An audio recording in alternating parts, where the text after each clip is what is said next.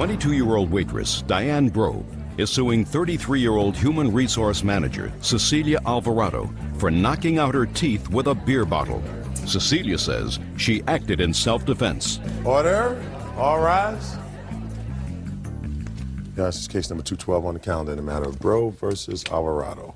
Parties have been sworn in, Judge. You may be seated. Folks, have seats, please. According to your complaint, Ms. Bro, you and your boyfriend and the defendant were in a local bowling alley. According to you, the defendant liked your boyfriend. Yes, ma'am. And there was an altercation. According to you, the defendant assaulted you by smashing a beer bottle across your face, causing several teeth to be broken, and requiring a substantial amount of dental work. Correct. You're suing not only for the dental work, but also for your pain and suffering and lost wages.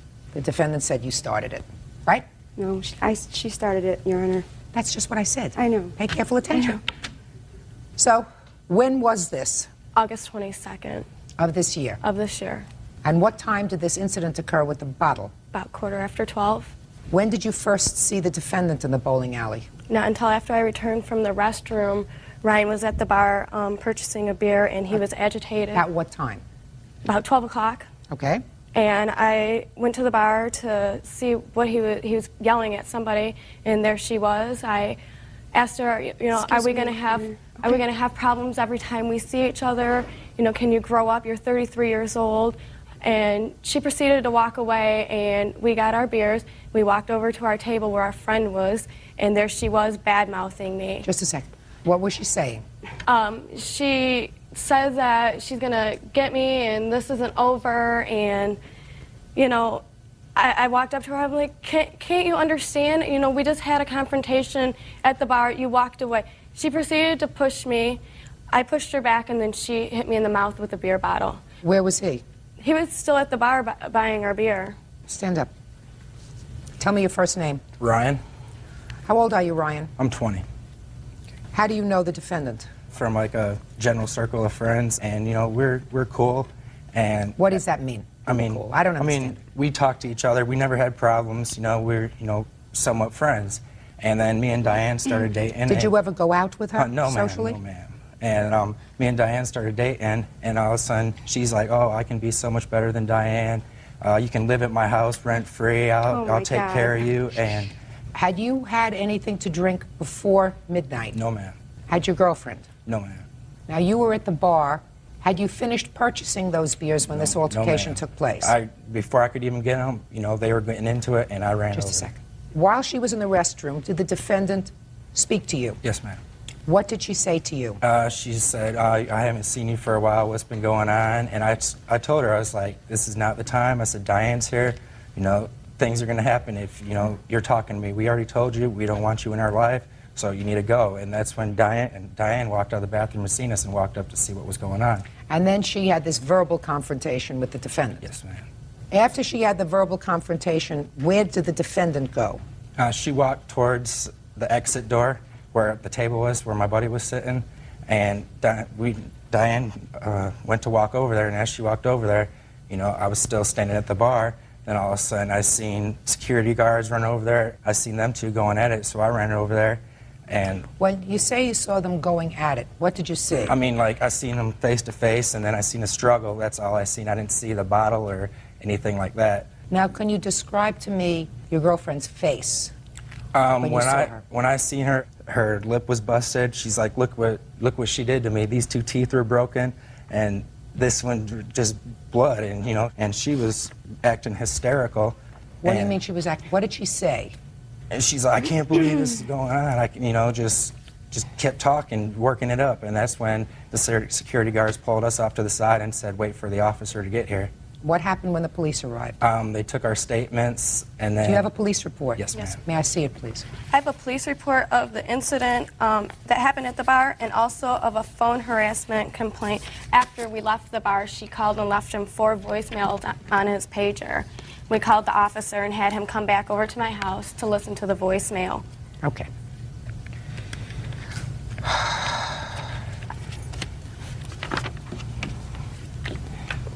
All right, Miss Alvarado, now let me have your version of the events. Okay. My friend and my witness, Tanya, was with me. I was upstairs shooting pool. having a good time with my friends, and I was just done with my beer, and Tanya said, can you go down and get some more beer? And I was like, sure. I also have to go to the bathroom. I go downstairs, and I see Ryan off, not in the bar, he was off on the concession stand, standing there, and he turns to me and says, oh, hey, Cecilia, what's up? I never approached him, Your Honor. Okay? Tell me what happened. Not what you didn't do, what you did do. And so then he says, I just want to warn you that Diane is here, and she's wants to kick your. And Can I just I then said, you know, I'm so tired of this, of her approaching me. I'm 33 years old. I have, you know, a good job, and I was harassed at work by her, and Ryan used to call me also at work. He would tell me to call him. Here's my pager, Cecilia. Here's my cell number. Call me. And no, and it's true. Just talk to me, not to her. Okay, well, anyway, and you know, I'm really upset about this because I have a good job, and I have the sheriff come. I heard that you have a good job. Okay. You're 33 years old. He's Right. 20. No, Your Honor, he told me. Just a second. But you're 33. He's 20. Your Honor, I was led to believe that he was 22. 22. Okay. What does the age matter? I was stuck in a Let's situation. go what happened to 822. Okay, well, as I turned around, there's Diane right in my face, and she just says, what the, excuse my language, but she was like, what the, whatever, and I'm like, you know, I don't want any problems with you. I had my beer bottle. I had just a little bit of beer in it. I had it in my hand, and I have a scar, permanent scar, on my arm where she grabbed me, pulled me forward, and goes to hit me with the beer bottle over my head. And in the police report, it doesn't even state that I had also blood and a welt on my head. It doesn't say that, madam. Exactly. It does, no, listen to me. It doesn't say that. If the police who took this report were very clear, Ms. Alvarado, they observed, according to them, Right. a large welt on your hand. Exactly. If you had had blood in your scalp and a large welt in your scalp that you pointed out to them, they would have... I did. Why don't you let me finish? Okay, I'm sorry, but... They would have included that in the police report. Judge Judy continues in a moment. When did you find out he was 20 years old? Today. So now you know. You know that he's a baby and you're not. Real cases, real people. Judge Judy. 22-year-old waitress Diane Grove is suing 33-year-old human resource manager Cecilia Alvarado for knocking out her teeth with a beer bottle. So let's continue. I stepped back, and it was just self-defense. After I had my hand like this, and her beer bottle hit my hand, I was trying to protect myself. And from just a reaction of, you know, someone attacking you, what are you supposed to do? And I was scared. I just closed my eyes and went like that. I didn't even realize I had hit her that hard, Your Honor. I would never have struck her. I felt bad after the incident. I was crying. Yes, I was hysterical because I was having a good time on a Monday night with my friends. She approached me, Your Honor. This isn't the first time she's, you know, antagonized me. Okay, and those harassment calls, they've harassed me, and they even threatened me as I was leaving, and my witness was with me in the car, and I was holding onto my head because I was crying, shaking. Diane, Ryan, and their friend Jimmy were threatening me, saying, watch your back, look out for yourself. Were you a witness to the event? A witness to the actual event? Yes, I was. Step up. Tell me your name. My name's Tanya. Tell me what you observed on the evening of the 22nd of August. Well, I told Cecilia, you know, for her to go ahead and get some beers because she was going downstairs. So then I went downstairs after she did, and then I'm For like, what? to go see where she was. She was speaking with Diane, when all of a sudden I just see Diane's arm just strike right down, right on her head, and then I saw her hit her, and I didn't know if it was with a beer bottle or not. I just saw her strike her, and then after that, I just ran towards her, and then, you know, the bouncers and everybody was trying to tear them apart, and then that was it. You went down to get more beers, right? I went to go to the restroom also. Okay, but you already had a beer in your hand. You told me you had a beer in your hand. It was empty. It was Shh, almost shh, empty. shh. Why don't you let me finish my I'm sorry. statement? Okay. You already said that you had a beer and that there was some left in it. Is that correct? There was some left in it, yes. Right. What time had you arrived at this bowling alley / pool hall? We went to eat there first. It was Around around 7-ish, because we were there eating, and then we went upstairs to shoot pool. When you were eating, did you have anything of an alcoholic nature to drink? I had, well, we had a Yeah. pitcher. Yeah. That was it. And A that what? was a pitcher A of beer? light beer. Yeah, While you were having dinner? with food, right, While you were having dinner. And then you went upstairs to shoot pool. right. And how much did you have to drink when you went upstairs? It was probably about one beer. Maybe I mean, two? No, it was just about one beer because we were going downstairs to get more. All right, now let's get back to you, Miss Bro. Okay. First of all, she said that Ryan has a cell phone. He's never had a cell phone since we've been together. The concession stand is in the bowling alley, and she says she approached me at the concession stand. Well, you have a couple of things to explain to me, madam. Excuse Okay. me. Okay? You confronted her, and I'm not excusing if what you allege happened the way you alleged it to happen. I'm not excusing that. But you confronted her twice. Not once, but twice. You sought her out. Initially, you told me you went up to her, got in her face, told her to leave you all alone, and then you followed her again. I didn't. Yes, you did. You followed her again because you saw her talking to somebody at a table where you were going to be seated. According to you, this was somebody that you had had bad interaction with before. So both of those things weren't too smart. I will also tell you that the police officer, I'm going to get to her in a second, the police officer observed a fresh bruise on her hand. How do you think she got that? A large welt. How do you think she got that? Maybe from pushing me, or, you know, when she fell back, or, you know, I pushed her back. Maybe her hand hit the table when she fell back. No.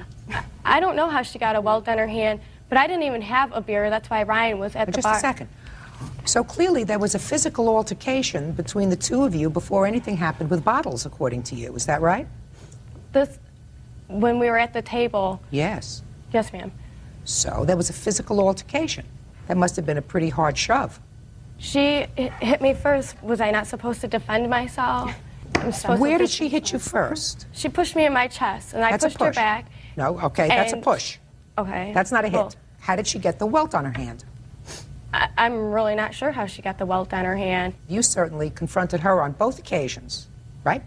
Yes, ma'am. Not smart. Now, my next question to you, Miss Alvarado, is this incident is over and you're hysterical. You're all upset, right? Right. So what's the first thing that you do? You go to your phone and you call him. No, I didn't. Oh, yes, you No, did. I didn't, ma'am. Oh, well, according to the police, you did. They threatened me as I was leaving, and They may have threatened you. they... The police say that they listened to the message over the phone Okay. and heard you say, Ryan, this is Cece. Remember that? Yeah, I guess. Why don't you tell her what we did a month ago? Does that sound familiar? My question to you is, after you're so upset and distraught, why do you continue with this by picking up the phone and calling him? Because I had... Your Honor, this has been going on for like 2 months. He is... When did you led- find out he was 20 years old? Ma'am... When Your did you Honor, find out he was 20 years old? Today. So before today, you thought he was 22. That is what he told me. Okay, so before today, you thought he was 22. And he's got a 20-year-old girlfriend. Well, And thought- you're 33 years thought old. she was Pay 23. attention. So now you know. Mm-hmm. You know that he's a baby and you're not. So this terrible thing happened at the bar. Why are you continuing it by calling him on the phone? I didn't continue calling him on the phone after this incident. 4 times. Are you telling me that this phone call the But I police... was- Shh. Are you telling me the police are making up this phone No, call I'm that they not. heard? I'm not. So you did call him. But they called me at work also to harass me, and I have I'm not proof talking of about that. at work. I'm talking about immediately after this incident on the 22nd. You got home and you called him. I called him, but I didn't call him 4 times. I didn't say 4 times. Did I Okay, say 4 well, times? They said 4 that's times. I what said I'm once. thinking. Pay careful attention. Judge Judy continues in a moment. She knew I was 20. She thought you were 22. To me, there's Okay. no difference. You're a baby when you're 20 if you're a boy, and you're a baby when you're 22 if you're a boy. And sometimes when you're 52 if you're a boy. Real cases, real people. Judge Judy. Diane Bro says her front teeth were knocked out during a fight with Cecilia Alvarado. The women say the fight was over a man. Why did you call him one time when you got home? Because I was angry. I was really upset about this whole situation. Well, Yeah. right now, you're in a situation where Exactly. you caused her substantially more injury than she caused you. And I was sorry. You are at the I'm police, sorry so for you it. didn't call up and say, I'm sorry. You called up and said, hey, Why don't you tell her what we did a month ago and all the other stuff? Because, Your Honor, I was upset about it because if it wasn't for him leading me on and telling me that their relationship was nothing, then I wouldn't have gone after him. I wouldn't have talked to him. Let me see the dental reports. May I say something, Your Honor? Yes. I've met Cecilia before, like probably a month before Diane became my girlfriend. And, you know, the whole time, you know, she knew I was 20. All my friends know I'm 20. She Don't tell me knew- what she knows. Okay. Could you? And She thought you were 22. To me, there's Okay. no difference. You're a baby when you're 20 Okay. if you're a boy. Yeah. You're a baby when you're 22 if you're a boy. And sometimes when you're 52 she if you're called a me boy. nonstop. She called me at my place of employment. They told me at work that if she continues on calling, they're going to write me up because she called me nonstop. She's a little fanatic. Yeah, and she called my house nonstop, paged me nonstop. Ryan, not. pay careful attention. She may be a little bit of a nut. Yes. We all are. And I don't know, and I'm not interested in knowing what happened a month before. Okay. You know, and she knows. Maybe your girlfriend doesn't know, but you know, and she knows. She should have been smart enough when she figured out how old you were and that you're a baby to back off and find somebody that's more age appropriate. Because there is no difference between 20 and 22.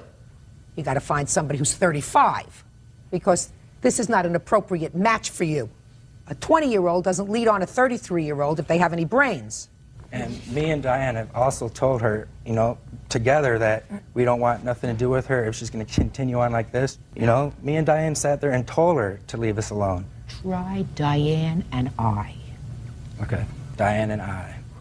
I just had to do that. Just Sorry. You understand? Your Honor. Judge Judy will continue in a moment. You're supposed to be a mature adult. You're 33 years old. Your Honor, she hit me over the head. What was I supposed to do? I don't believe she, listen to me. I don't believe she hit you over the head. Yes, she... No, listen to me. I believe she pushed you. I believe you pushed her. I How believe did- you shoved her. I believe all of those things, but I do not believe that she hit you over the head with a beer bottle and that you had blood in a bump, because if you did, the police would have memorialized that in a very, I'm speaking, don't look pained to me, in a very detailed police report. I believe that. Now, I don't believe that you are blameless. I believe that you were involved with this incident and that you should not have confronted her. Your actual out-of-pocket expenses are $41.82. I did miss 4 days of work. Listen to me. Okay. You have to find that you are somewhat responsible for what happened. Because if you had stayed away from her, it wouldn't have happened. Do you understand? Yes, ma'am. He's a big boy. If he wants to tell her to stay out of his life, he can do that. If he wanted to be stupid enough a month ago to do whatever he did a month ago that he hasn't shared with you, right? That's something that he's going to have to deal with if he acted like a fool. But you didn't have to go to her twice, especially since she had had a lot to drink that night.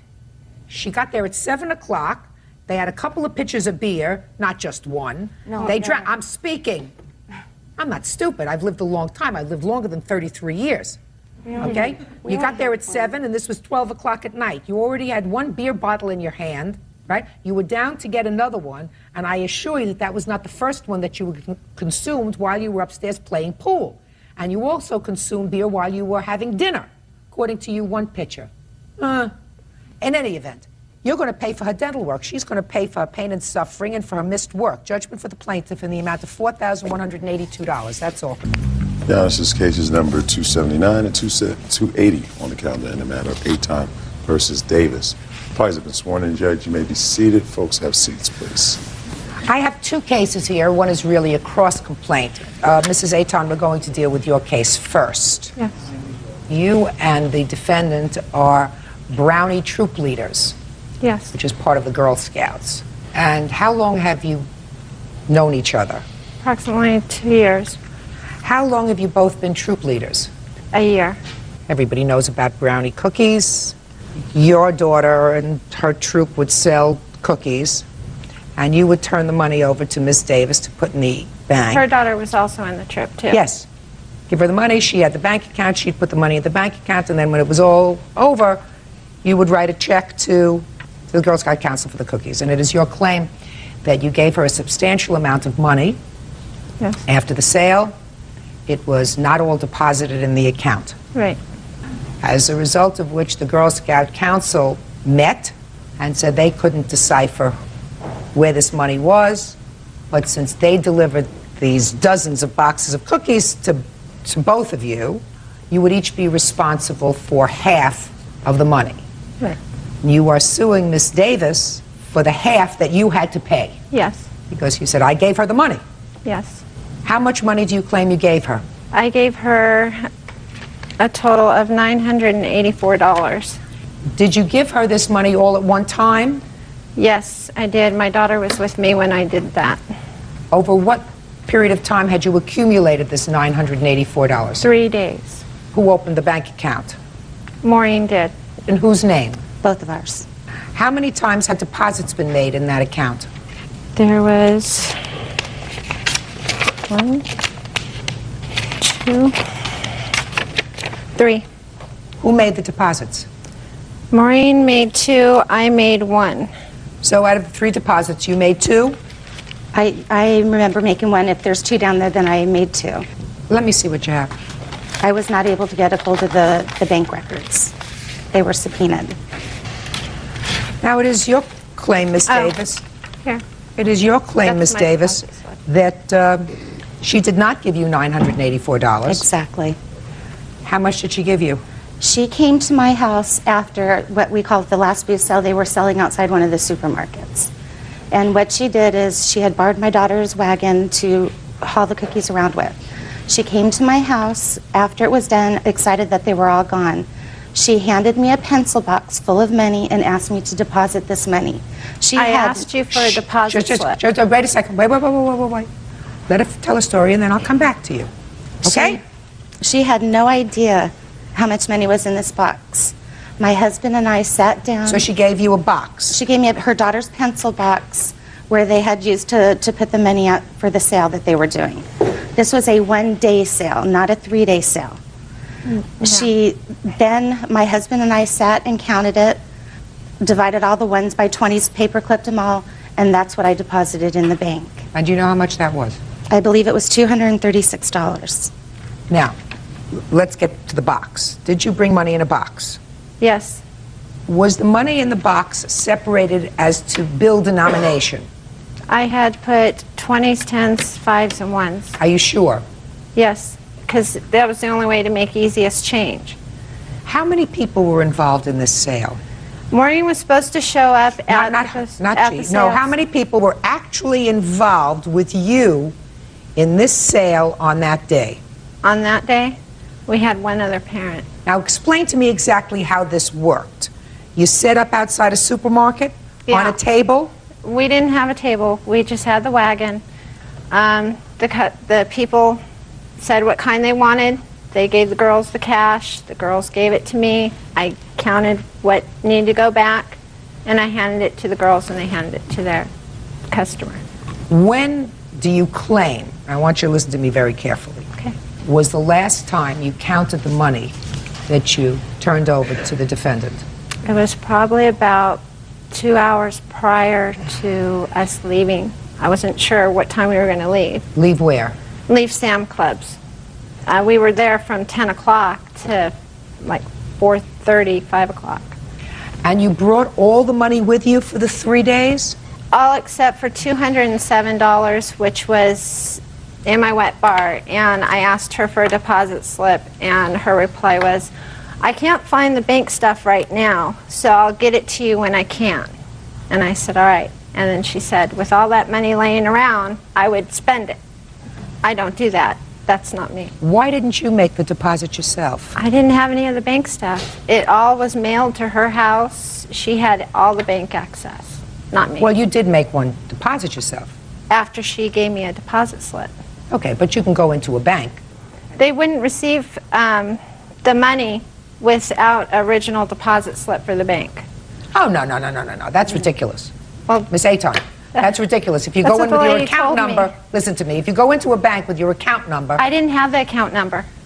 We didn't have I anything. didn't have anything. but you could have. I mean, it wasn't a secret. You said, give me the account number, then Yeah. and you can do it. Then you don't even have to keep money in your wet bar, $200 in your wet bar. But mine got deposited. Well, she deposited money. She says that you gave her $236 in cash. I gave her more than that. I understand that you say you gave her that. But she did, in fact, deposit $236 in cash. It's no? not in here. Did you deposit it? Yes, I did. I deposited what I had. You said it was $236. I believe it was around $236. It's not registered on there that I could see. What date? I'm not sure the date. It was one of the dates her husband at school one day came up to me and asked me if I had deposited the money. I told him that I had. I was actually on my way to the bank to do that. You lied about it. Listen, Mr. Aton, don't shout out that you don't want me to think you're a hothead, do you? Well, I can be. Everybody can be sometimes, but I'll restrain myself. Well, I would like to have some proof, Miss Davis, that you did in fact deposit the $236. I haven't seen any of the deposits that had been done. I tried No, to get a this copy. was a deposit that you made. Right. You went to the bank, you deposited $236. You got a receipt. Where's the receipt? I do not have the receipt, Your Honor. What'd you do with it? I gave it to Mrs. Aton. No, you Wait, did not. just a second. Hey, I handed her all the paperwork with all the receipts. Judge Judy continues in a moment. She was aware of this, Your Honor. I don't care whether they're aware of it, madam. You're not even dealing with your money. It belongs to the Girl Scout Council of America. And you don't do anything in that fiduciary capacity that is illegal. You got it? Proceeds from the troops' cookie sale. Maureen denies the charge and says the Atons are harassing her. You have a problem. At least with $236, you have a problem. You have a problem with $236 because you knew you were coming to court today, not only on her complaint, but on a cross complaint that you had. You've had months to resolve this issue. And you could have easily said to the bank, I want a copy of the receipt for my $236. I had asked for a copy of the stuff, but apparently they were subpoenaed and the bank went through their lawyers and I was told that I could not be issued those. Oh, that's baloney. It is going to be, Ms. Aton, absolutely impossible to ascertain whether the money was taken out of your cash box. Does that also give her the right to forge my name on the bank documents and on here? On where? On the bank authority? What is the reasoning that the council decided to only have me pay half? Tell her what we saw at the bank. That's not correct. And at the bank, they would not give me any more of the statements and stuff because they realized that my name was forged also on the bank stuff. You mean as an owner of the account? Yeah. And I can explain that, Your Honor. Let me hear you. I had gone into the bank and opened up our checking account for the Girl Scouts because they needed it to be open. I opened it with my own money. At that time, the signature card sat in the bank for at least 3 weeks. Mrs. Aton would not or did not go in to sign the signature card. Why didn't you bring You one out and told give me it? I Shut up! Why didn't you pick up the signature card and give it to her and say, sign this off and I'll bring it back to the bank? Because we very rarely saw each other in the morning. What, her husband morning, dropped- afternoon, a bank card could be signed morning, afternoon, evening. She knows She- where I You live. can't sign somebody else's name to an account. But she had told me to do, Your Honor, and it came from her. I didn't even know her name was Marcelinda. I've always known her as Marcy. No. She asked Go ahead. She asked me to sign her name to that so that the bank account could get opened. I did that. Now, I realize after Where did you do doing that? this- In the bank? In the bank. Are you telling me you sat before a bank officer and they allowed you to sign somebody else's name? I did. Well, you did. And this is the same bank that wouldn't give you a copy of your deposit slip of $236 that would allow you to sit there and forge somebody's signature in a bank document? No, Come on, Miss Davis. Well, it doesn't sound very kosher to me. In any event, I have $236 that is unaccounted for. Can't account for the rest. I'm not prepared to find that she's a thief. Forged your name. She says it was with the bank's consent. That's very stupid. Yes, I realized that after the fact that it probably wasn't something that should have been done. but Absolutely. we were friends, and I didn't think anything of it when she asked me to do this. Yeah, you don't do that. Could I mean, you I don't open an ask account by forging the name of my children. I don't care whether you're your friend or not. You just don't open an account that way. She was aware of this, Your Honor. I don't care whether they're aware of it, madam. You're not even dealing with your money. You have a fiduciary relationship towards this money. It is not yours. It belongs to the Girl Scout Council of America. And you don't do anything in that fiduciary capacity that is illegal. It is illegal to open an account with a forged name. You got it? I don't care, friends, not friends. This is a business. All right. Switch places.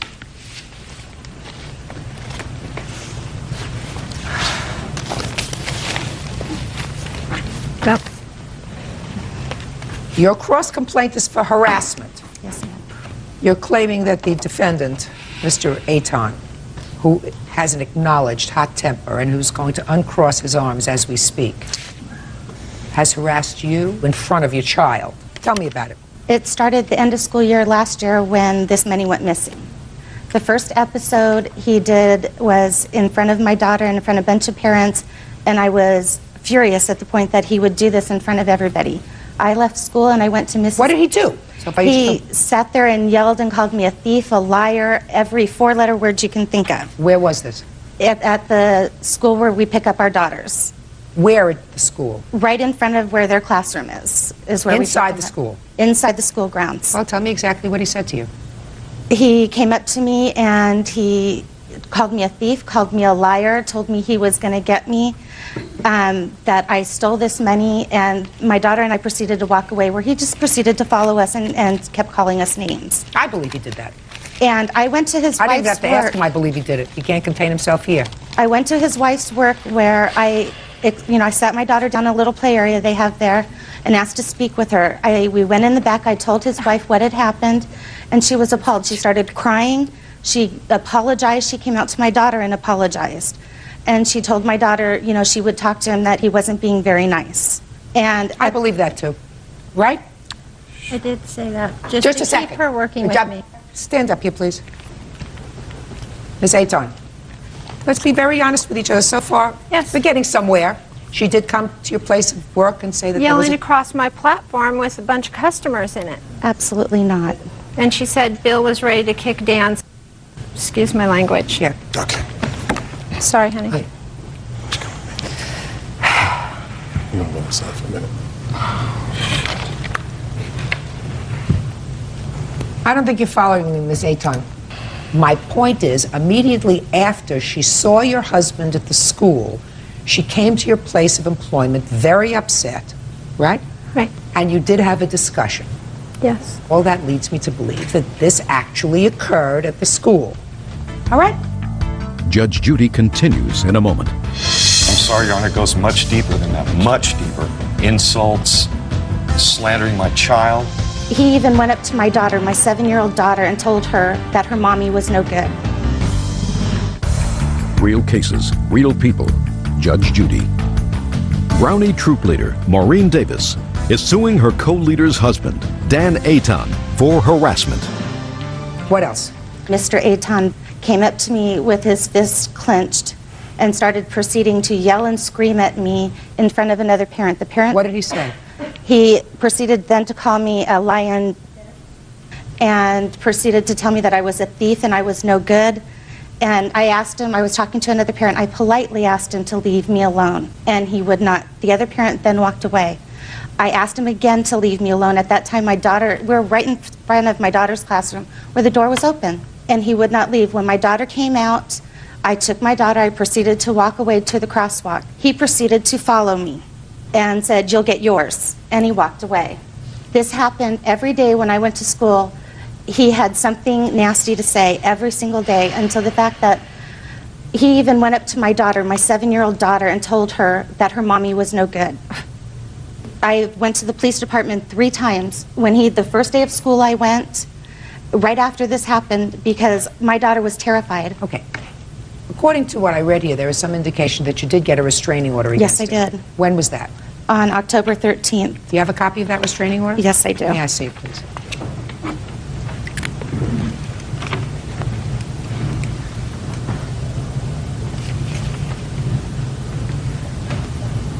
There has not been a hearing yet on this. It's on the 27th. Well, I They made can't- me get an emergency at the police Listen to me. department. Shh.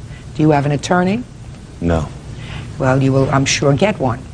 I am not going to take your testimony here today with regard to these allegations of harassment, sir. Do you understand? Because there is currently an action pending, and according to this, you are in the interim not to go near the plaintiff, her husband, her child, and stay 100 yards away from all of those people, their place of work, their place of residence, et cetera, et cetera. Now, that was done on an ex-parte basis, so the court had absolutely no information from your side as to whether any of these allegations were Yes, true. I haven't been able to say anything about it. She's been able Did to... you understand? Yes. You will have your chance after you speak to an attorney. You got it? Yes. I have to dismiss the harassment complaint. You can refile it after the action is concluded in the Superior Court, but I'm not going to put him in the position of having to testify without benefit of counsel here when he has a current action pending. I suggest you get a lawyer, Mr. Aton. You're going to need one, because if you have a hot temper, and there is no question in my mind that with what I've seen today, that there may be some validity to her complaints, that if she gets a restraining order against you and you violate it, you could go to jail. Judge Judy continues in a moment. She acknowledges that you gave her $236. Okay. She cannot present to me any proof from her bank, the bank that permitted her to forge your signature on a signature card, according to her, Yeah. yet would not give her a copy of the receipt. So I'm perfectly comfortable on your complaint awarding you $236. People can be provoked, Your Honor. I didn't provoke you here, No, sir. I'm not Nothing saying- here provoked you. No. Nothing here provoked you. But I could tell that you are easily provoked. You're easily provoked because you think that this is a major deal. We're talking about money. We're not talking about No, your health. I'm sorry, Your Honor. It goes much deeper than that. Much deeper. Insults, slandering my child. I'm very protective of my family. I almost lost all three of them. Almost lost her to cancer. Almost lost my youngest. So if you are smart and you know that this is money, and you have your wife, and she has her health, right? Money. Not important. That's all. This is case number 267 on the calendar in the matter of Campbell versus Fisher. Parties have been sworn in, Judge. You may be seated. Gentlemen, have seats, please. Miss Campbell, you lived with the defendant, Mrs. Fisher's father, Correct. and you've been together for how long? Approximately 6 years.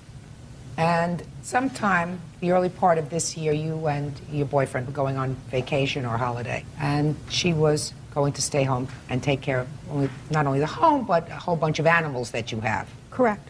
You were gone for several weeks. Correct. She did not do what she was supposed to do. She left the house unattended, left the animals unattended, as a result of which the house was pretty much destroyed. That's what you're suing for. Correct. You were subsequently married. Yes. This is your husband. Yes. You have a cross complaint, and your cross complaint is for some sort of harassment. Okay. When did Mrs. Fisher move in with you? Approximately 3 years ago. Is that right? Yes. And how old were you when you moved in? I was about 16 Where had you lived before? in Arkansas with my grandfather. So you moved back and lived with your dad and his girlfriend. Yes. And how long did you plan on being away? 4 weeks. Items I sell, and I'm a vendor at craft fairs and craft shows. Did you have an arrangement with her with regard to caring for the animals when you were away? Yes, I did. What did you say to her and what did she say to you? The conversation was between her and her boyfriend, Michael Fisher, at the time. They agreed to take care of the animals. He agreed to take her to and from work and to and from school because she was still in high school. They assured me that everything would be fine as it had been before. And you had no concerns? No. When did you have an inkling that something wasn't right? We couldn't reach them for several weeks. I mean, several weeks. Come 5 weeks later, she called us when we were on location at a market and informed us that she had moved out sometime right after we had left to go out of town. Had you had any indication that she was moving out? No, Your Honor. What kind of animals do you have? I raise hybrid wolves. I have 2 hybrid wolves at this time, 2 cats, and a parrot. So 5 animals altogether? Yes, yes, Your Honor. When did you know that something was wrong with the animals? Did she tell you she was taking care of the animals? She was pretty evasive to me, and I was very, very, very upset. We then called, myself and her father called John McNeely, who is a close friend of us, our family, to go and check on the animals and on my home. He then went over immediately and informed us that we needed to get home immediately, that the animals were not in good shape at all, and the house was totally trashed. Did you come right home? It took us 2 days. We were in the midst of having engine problems with our motorhome. Our motorhome is still in Georgia at this time because we had to drop everything, buy another vehicle, and come straight home. We were home within a day and a half. What did you find when you got home? My house was totally trashed, birdseed everywhere. Cat urine and feces had not been picked up or cleaned up all through the home. The backyard was totally trashed from where the animals had tried to get in the home because my dogs have never been outside all night, never. And they had been left outside for long, long periods of time. The inside of the house was, I mean, my furniture was broken. There was a multitude of things missing. My walls were dented and scratched. I couldn't, it was totally unbelievable. Did you take any photographs? Yes, like now. And I understand that they're not very good pictures. I'm an amateur at that. It was just something I thought I needed to do.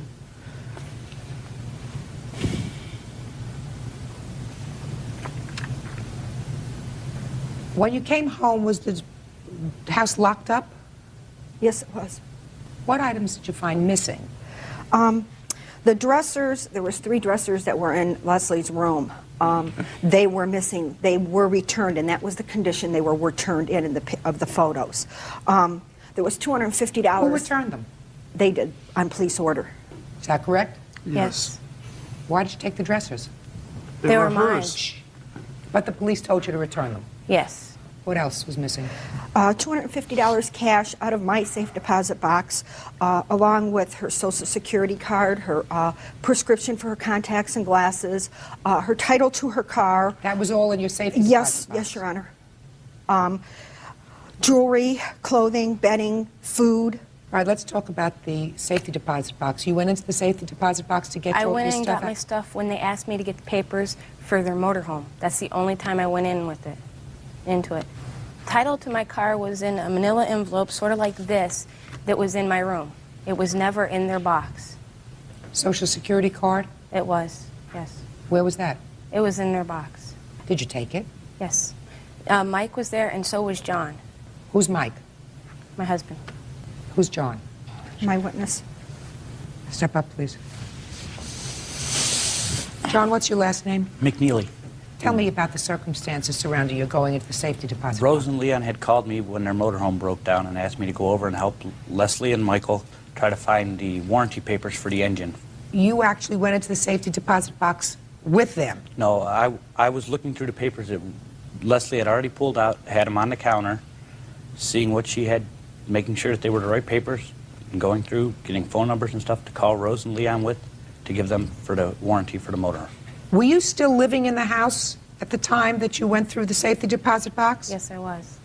When did you leave? I completely moved out the day, what was it, the day before they came home? Because we But had you weren't 3 staying cats. in the house. We had 3 cats, and when I finally completely moved all my stuff out, I took Mrs. my Fisher, cat and bought stuff. we're not going to play games with each other. I'm not talking about completely moving out. When did you cease living there on a full-time basis? What day was that? Don't ask him. How much after they left think did it you was probably start a week. living with your now husband? I think it was probably a week. And you had some stuff that you left there, so you would go back periodically. No, I would take care of the animals too. Periodically? No, every day. Okay. Well, the devastation that I saw, for instance, around the parrot's cage, let's talk about that, and the kitty litter boxes, that's more than a day's worth of cleanup. What do you... To clean the litter boxes, you did that once a week. She told me you have to do it once a week. Clean 2 litter boxes. It was in my room. He wasn't living there in the house with No, you? Your Honor. Okay, so no. your arrangement He was not with allowed him. to be in the home, and only at certain times because I was trying to keep Leslie from doing something that she might be sorry for. He's 30 years old, Your Honor. He's 29. She was 18 at the time, Your Honor. I feel that this is just a stab in my back. I brought a child up, tried to give her a good home. I Then did why did you everything treat me for so you, bad? Leslie. Listen. We don't do that here. Judge Judy continues in a moment. If I knew all this was going to happen, I would have stayed. Stayed where? Arkansas. Well, if you stayed in Arkansas, you wouldn't have met your husband. That's better than all the hell they put me through. Real cases, real people. Judge Judy. Rose Campbell says Leslie Fisher was left to watch her home while she was on vacation. Rose says Leslie abandoned her home and her animals. Leslie and her husband are countersuing for harassment and defamation of character. Miss Fisher, can you tell me why you chose to wait until after they left? Because I know they'd put me. To move out. Why? Because I know they'd do this to me. They wouldn't let me move out because I tried to move out more than once. So it was your plan to move out. Is that right? Yes, and they knew it. No, don't tell me that they knew it. They wouldn't have known that you were going to move out.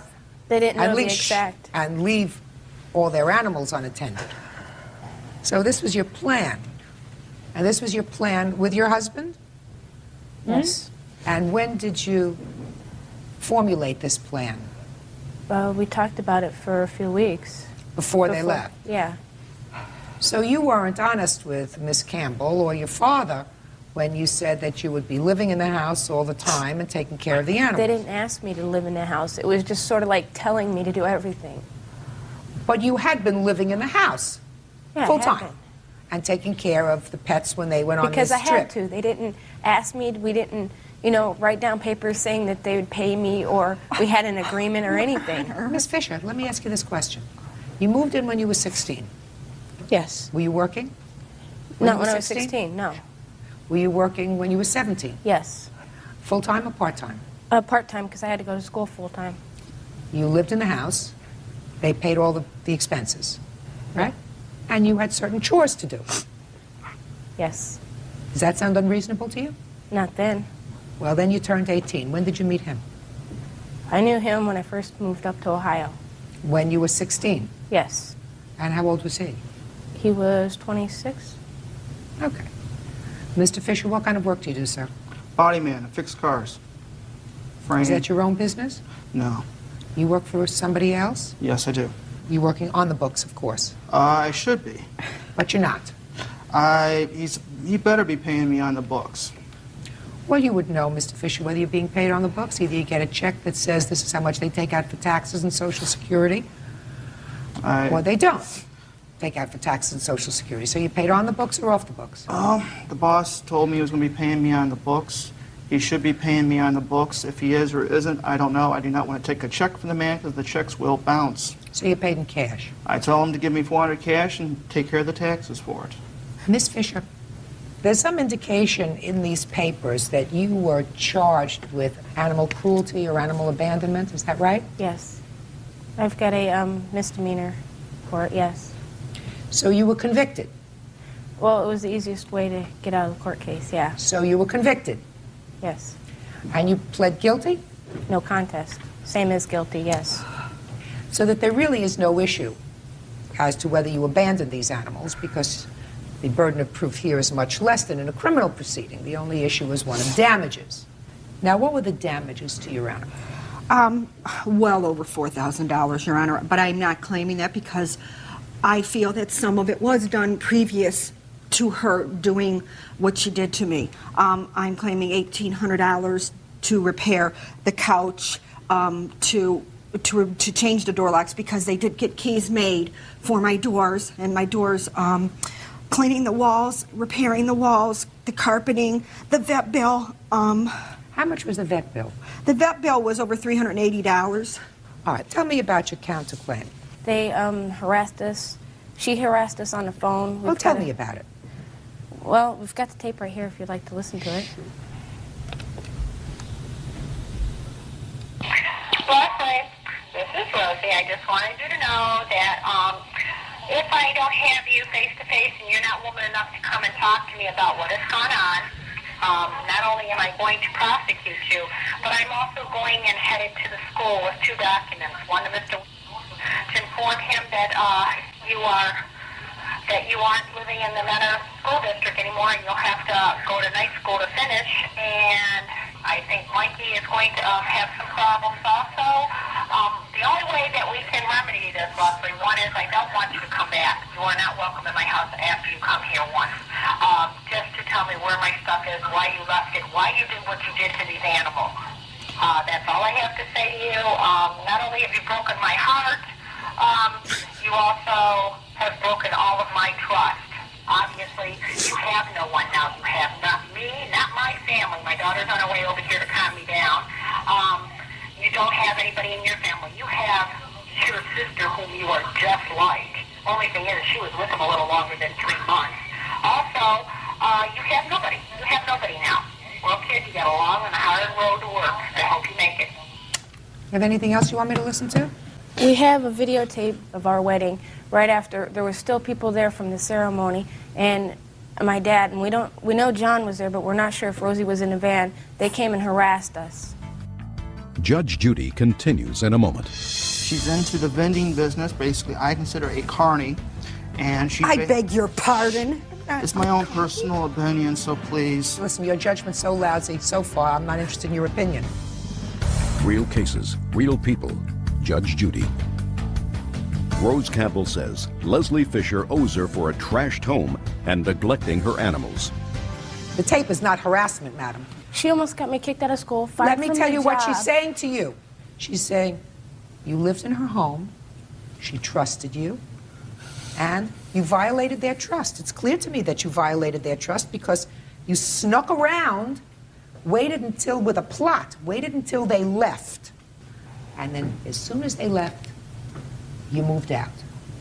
And you may have come back every few days to take care of the animals, to feed them, give them water, do whatever, but that's not what was anticipated. What was anticipated is that you would be living there. There's a difference between living there and going to feed the cat every couple of days. Miss Fisher, you and I know that. And I'm telling you something. That's not harassment on that tape. What that is hurt. Because what she really said was, I'm going to do all these things to you, none of which are illegal. But all I want you to do is come here and explain to me why you did this to me. Why you did it the way you did it. Let me ask you this question, sir. Huh. You're older. Yes. You're supposed to be more responsible. Yes. Why did you encourage Miss Fisher to leave the house without letting them know? I did not. You didn't. No, I told her straight out, point blank, yes, it's her choice. If she wants to move out, I ain't going to stop her. I ain't going to talk her into it. I ain't going to talk her out of it. It's her choice.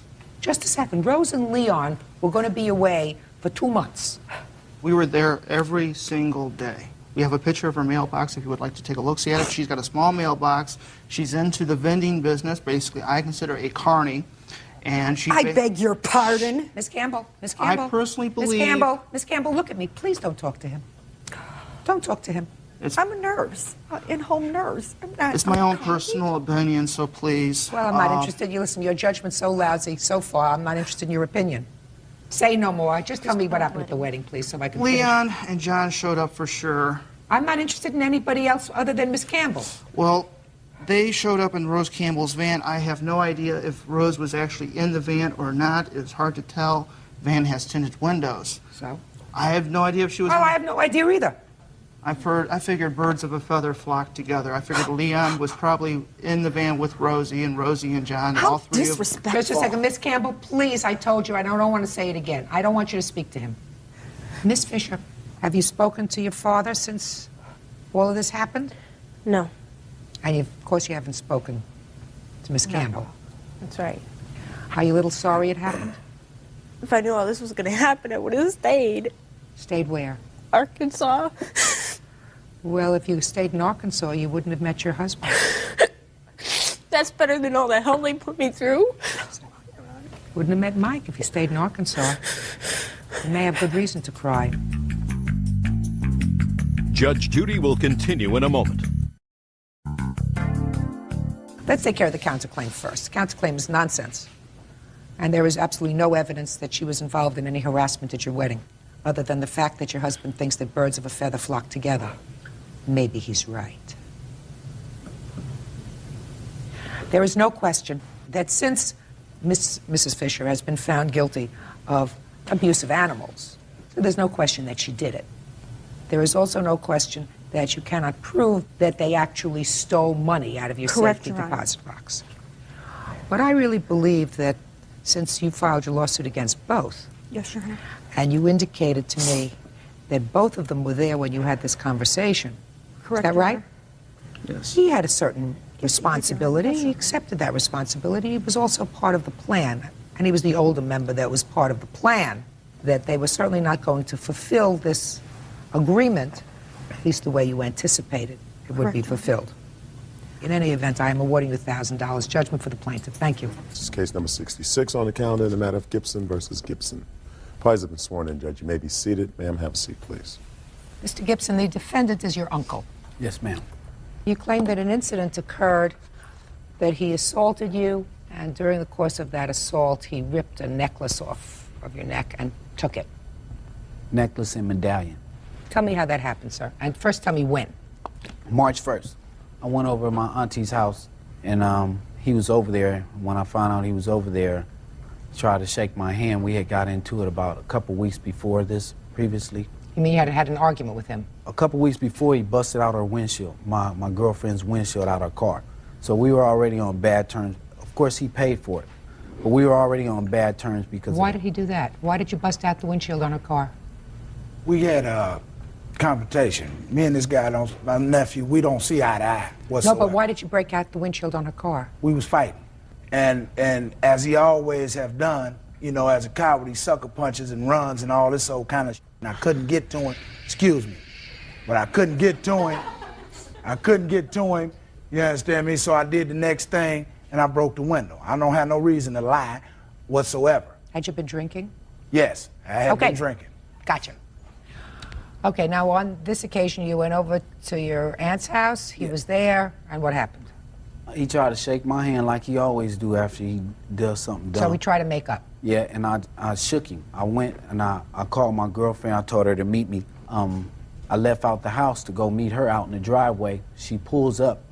He comes out. He had been drinking that day. He comes out, follows me to the car. He comes up. He's like, "Oh, Nana, give me a ride to Crenshaw. Give me a ride to Crenshaw." I'm like, "She not giving you a ride." Lie. I'm like, "She not giving you a ride nowhere." Matter of fact, just step back a little bit. So he walks around. No, I'm going to let you tell me your side of the story, sir. He walks around to the passenger side of the car and tries to get in the car. Okay. That's when I walked around the side and slammed the car shut and was like, "Man, back up off the car." And so then he takes his glasses off. He's like, "Oh, you think you bad? You think you bad in front of your girlfriend?" I was like, "Uncle Tony, back up on me. I don't want no problems. Just leave me alone." He started walking towards me. We started fighting. When you say fight, you were punching or shoving, or what were you doing? Fighting. Really Brawl. fighting? Yes. Fighting with your fists? Fists, feet, everything. Fighting. So let me see, after that, I backed up. He slammed me a few times on the fence. I punched him a few times. My watch broke. I grabbed my watch. Now my uncle comes and he breaks it up. Another uncle? Yes. So he's trying to take my coat. I had a puff coat. What's a puff coat? A puff bomber coat. Yeah. So he got my coat in his hand. This is after we done fought like 2 or 3 rounds already. So he's like, "Man, I'll take your coat. I'll take your coat." I'm like, "Man, you ain't about to take nothing." So he's walking away, and my uncle Gangster is like, "Man, give him his coat." He gets the coat back. I got my coat. I'm walking away with my coat. He's still coming at me. So I turn around. I'm like, "Oh, you ain't had enough?" So we start fighting some more. So before we start fighting, he says something like, "Man, I'll take your chain." I'm like, "Yeah, right. Ain't nobody about to take nothing." So we start fighting again, and somehow he goes in my shirt and rips my chain and medallion off. So now I'm like, "Oh, I can't believe he done ripped my chain and medallion off." I'm like, "Give me my man. Why you tripping? Why you got my chain?" He like, "Man, it's mine now. I took this." I'm like, "You ain't take nothing." So puts it in his pocket. We fight and fight and fight. This fight must have went on for like 20 or 30. We would stop and rest, be out of breath, and fight some more. So finally, after I turned around and started fighting him like the 3rd or 4th time, my Uncle Gangster is like, "Well, y'all What's his do name? whatever." His name is Gangster. Your uncle's name is Gangster? Yeah. His mother gave him that name? Or is that just what they call him? We gave him that name. What's his name? Gangster. Okay, so Wayne came out and broke up this brawl. Yeah, he broke it up one time. He usually break it up every time we fight. He usually break it up. But this time, after I start fighting him again, he was like, "Well, y'all do whatever, just don't come in the house. Y'all keep this out here." And where's your chain? In his pocket. Okay. It's in his pocket. So I'm trying to get it out of his pocket. So we wrestling and fighting and everything. And finally, when I almost got it out of his pocket, I could have choked him out. One time I'm on his back. I was behind him. I could have choked him out. I'm like, Uncle Tony, I don't want to go through this. I don't want to hurt you, man. I ain't trying to get hurt. Just give me my chain. And he was drunk. You know, he was drunk. He was just going through it. So finally I let him go. Then he took the chain out of his pocket and put it in his shoe. Now I had a few other witnesses that were going to come, but somehow they got scared out of coming. So what happened after he put your chain and the medallion in his shoe? I said, look, man, give me my chain or I'm going to hurt you for real. It's going to go to another level. He's like, man, do what you got to do. So it was a champagne bottle about somewhere in the gutter laying down, and I went and got it. I cracked the bottle, and I went after him, and then my Uncle Gangster, they let him in the house. Well, they let him in the gate. They say they didn't let him in the house. But my aunt and uncle always, they're the only ones in the family that can control him. So I figured that they were going to get my chain and medallion. So after he went in the gate, I was like kind of relieved because they had him. So I went home. And then the next morning, I talked to my little cousin. They told me there was a girl named Kim he sold a chain to. So I don't know what happened to the medallion, but they know. Mr. Gibson, had you been drinking that day? No, I haven't. Not that day. Talking about that day. Not that day, I haven't.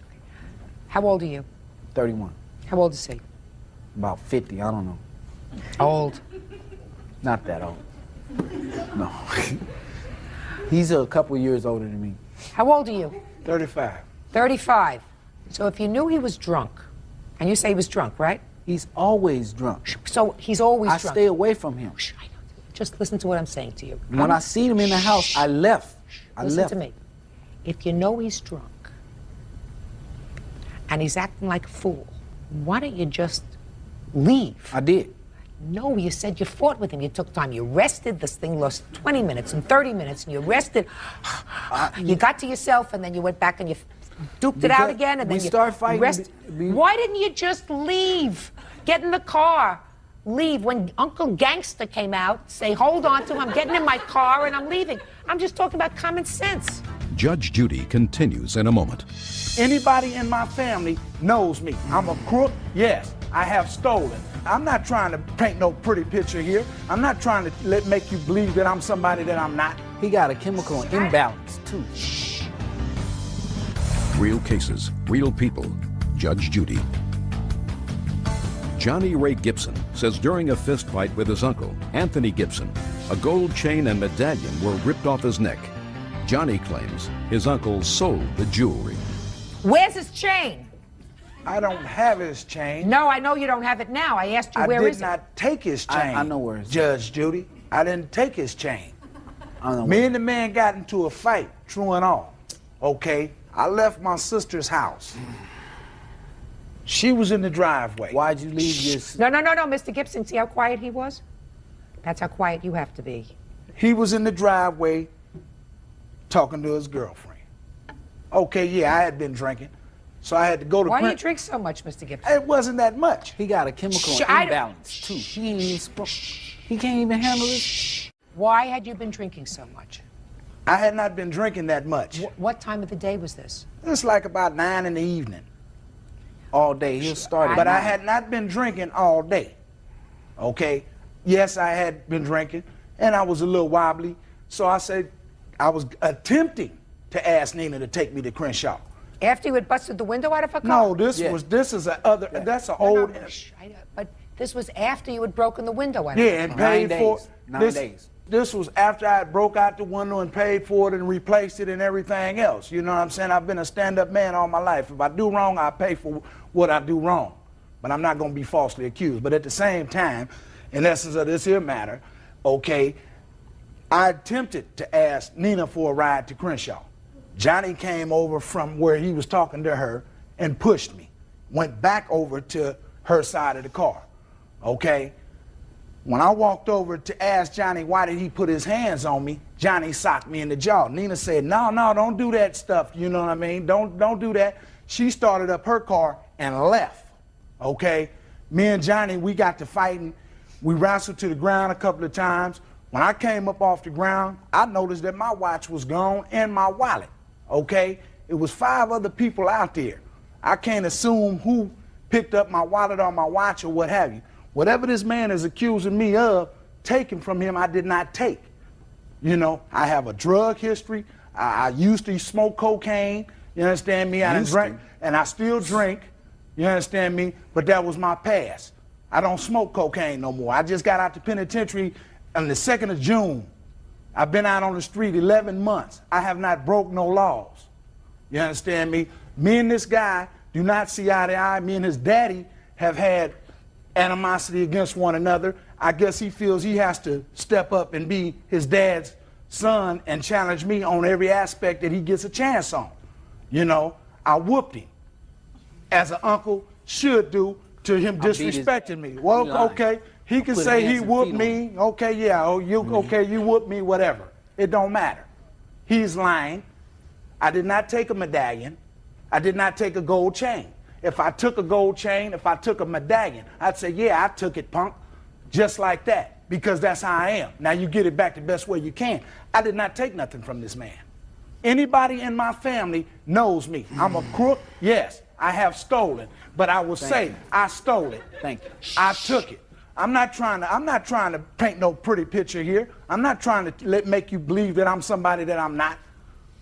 I didn't take nothing from this man. How many people were outside when you were brawling? About 5 or 6 other people out there, gangbangers, known gangbangers. Yeah, and they would have came known too. gangbangers. That's why they didn't come up in here to witness. They ain't gonna come and testify to family altercation. Be for real. You know any crooks gonna testify against a crook? Huh? You say that he sold this medallion. Yes, ma'am. To Kim. She's in jail. Another crook. See? Who told you that he sold it to Kim? My little cousin and her mama. And why didn't she come and tell the judge that I did that there? My family is... Yeah. Just a second. And her mother? Yes. What's mother's name? That's one of my older sisters. Okay. And what's their phone number?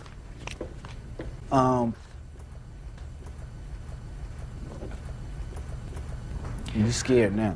Now, they're the ones that told you that he had sold this to Kim? Let me. No, she said. Oh, excuse me. Let me tell you something, Judge Judy. Our family, we got one of the biggest family in Inglewood. The next morning when I woke up, everybody in the whole family knew that he had sold it to Kim. You know, it wasn't. It was just those were the ones that. I want to know. You told me that they were the ones that told you. me. They the ones that told me, but it was a known. My daddy knew. Just a second. You're telling me that was the one who told you? Yes. Judge Judy continues in a moment. Are you supposed to be taking medication? I used to, you know, but I don't need it anymore. It's crazy. Shh. Real cases, real people. Judge Judy. Johnny Ray Gibson says during a fistfight with his uncle, Anthony Gibson, a gold chain and medallion were ripped off his neck. Johnny claims his uncle sold the jewelry. Okay, so I spoke to both and Johnny says, sir, that she did discuss the chain with you the next day, but that it was you who told her that the word in the family was that he had sold the chain to Kim. She didn't tell that to you, you told it to her. Now you want to tell me who else in the family had told that to you? Let me just say something right now, Judge Judy. My family is not about to tell on him. You know, I come from a family of gangsters and stuff like that. I'm sure you probably, you know, can't really understand, but ain't nobody about to tell on him. But bottom line, he did it. He did that. Did you make a police report? I'm just asking you. I mean, it's not a bad thing. No, I didn't make, ain't no, no. So you didn't? I didn't think so, but it's my responsibility to ask. No. Okay. Where did you get this chain and medallion from? I got the chain from Inglewood swap meet, but I got the medallion first when my grandma died. I went up north, and my little brother gave it to me. My little brother's like 21, 22. He gave it to me. What does it look like? Is it a gold medallion? It was a gold medallion with 31 surrounded by 31 diamonds. It was 2.45 carats. Can I see it, please? Okay. Here goes some pictures of it. There, there, there. If you notice in every photo, when I had it on. Where I was in my underwear, sleeping, I had it on. Just waking up. How much did you purchase the chain for at the swap meet? Oh, here's the receipt. I got them a chain. It was really little cheap chain, $170.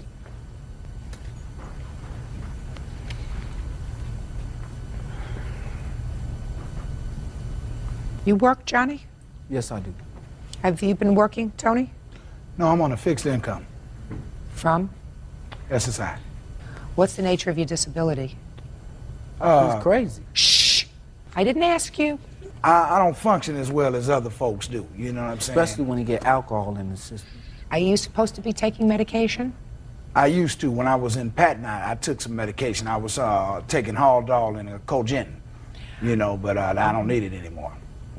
You don't need it anymore because you feel as if you don't need it, or because the doctor says They took me off of it. See, when I was in Patton, you know, it's a policy that you must take medication while in the hospital. That was due to one of my antics when I was, you know, doing things that I'm being falsely accused of here today. You know what I'm saying? I'm not saying I'm a saint, but I didn't do what this man is accusing me of. Your Honor, if I may say something, his whole history, his whole MO is doing this, taking stuff from people. Listen to me. Johnny, I want you to pay attention. Do you believe that a mental disability is a disability?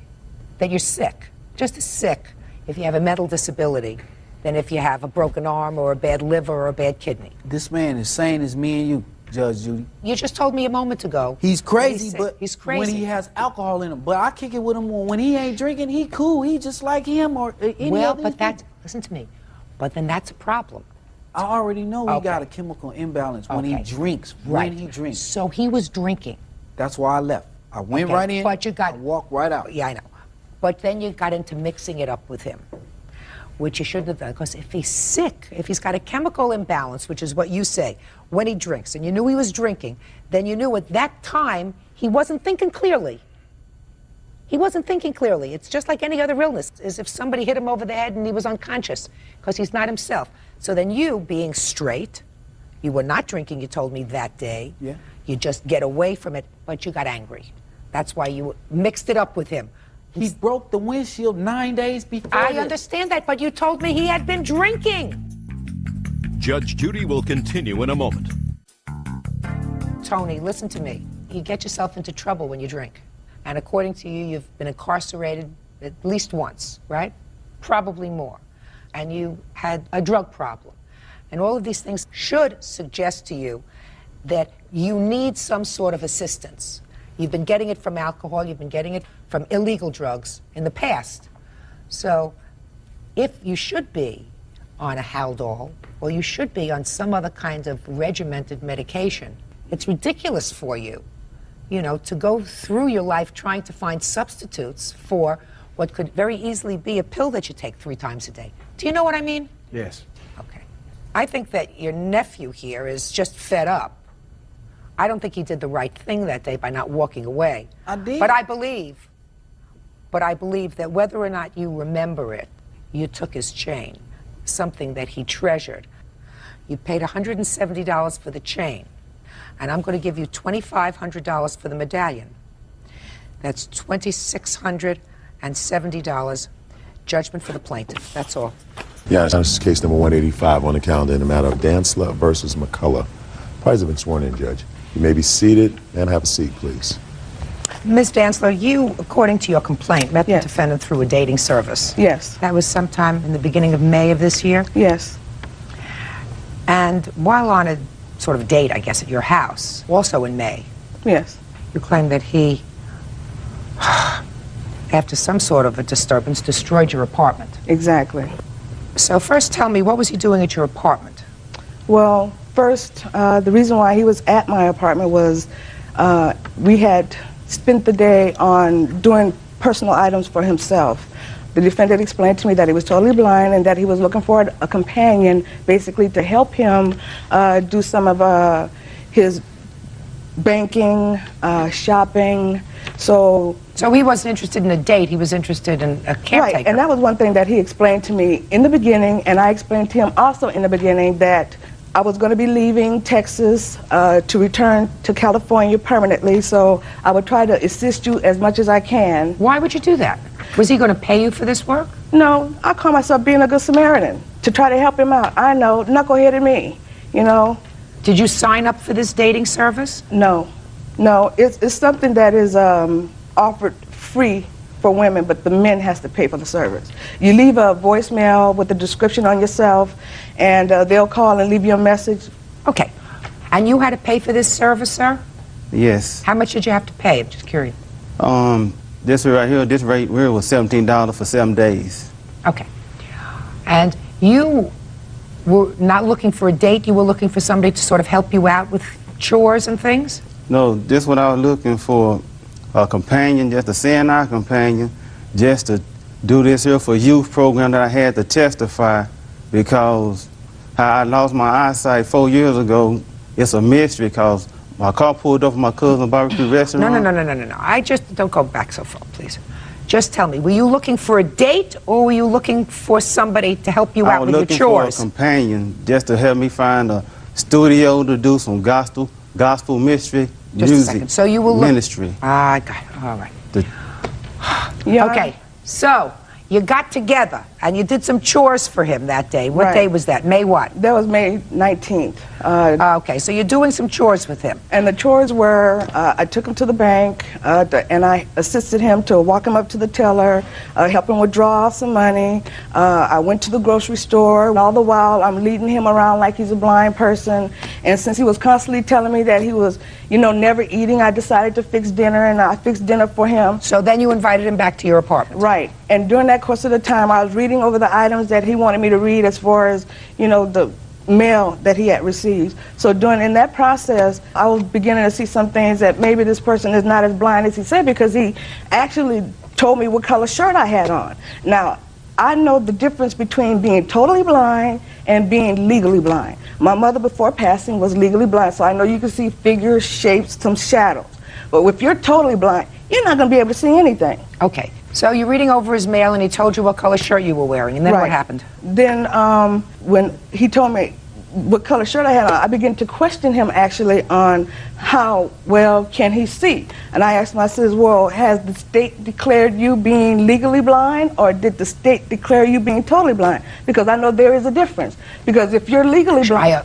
Okay. So you were, not because. So you asked him that question. Right. And what did he say? He said that he was declared totally blind. Okay. So, next.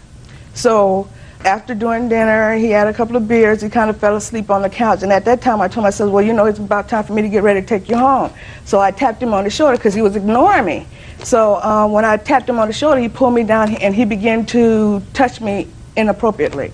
And during that time, when he was doing so, I got angry. I walked out of my apartment. I was standing on the patio. I'm like, man, here it goes again. And when I went back in, he was in my room. So when I went in my room, I wanted to do the same thing that he did to me. So I pulled out one of my little play toys and tried to up him like he tried to things up me. So in that process, that's when the fight began. Well, he... First of all, hold up. She got these 2 weekends combined together. You'll have your turn. Just wait one moment, sir. Go ahead. Well, in that process, as I walked out of the room, I had slapped him upside the head. And I told him, I want you out of here. I said, even though that I picked you up, I'm going to call you a cab so you can go home, because I don't think you're as blind as you're saying that you are.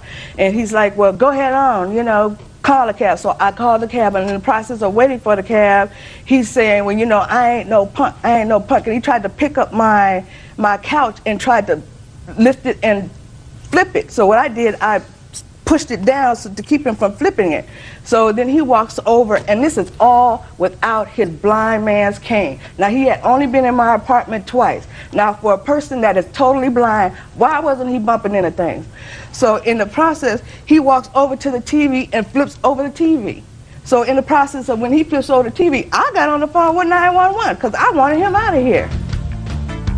Judge Judy continues in a moment. Yes, could you call the police over here right now? Yes, sir. could you come over here real quick? Give me the phone. Give me the phone. Please. Hurry up, please. Real cases, real people. Judge Judy. Lillian Dantzler says former friend Michael McCullough trashed her apartment in a fit of rage. Michael says he's blind and he accidentally knocked a few things over. What happened next? You know, and when I called 911, all in the process, I'm watching him walk over to the picture that I had on the wall, and I have pictures of my apartment, of how my apartment was before it was destroyed and after it was destroyed. Let me see them, please.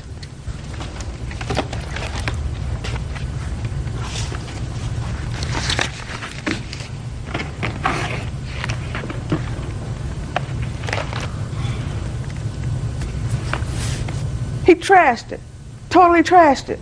Now, what happened when the police arrived?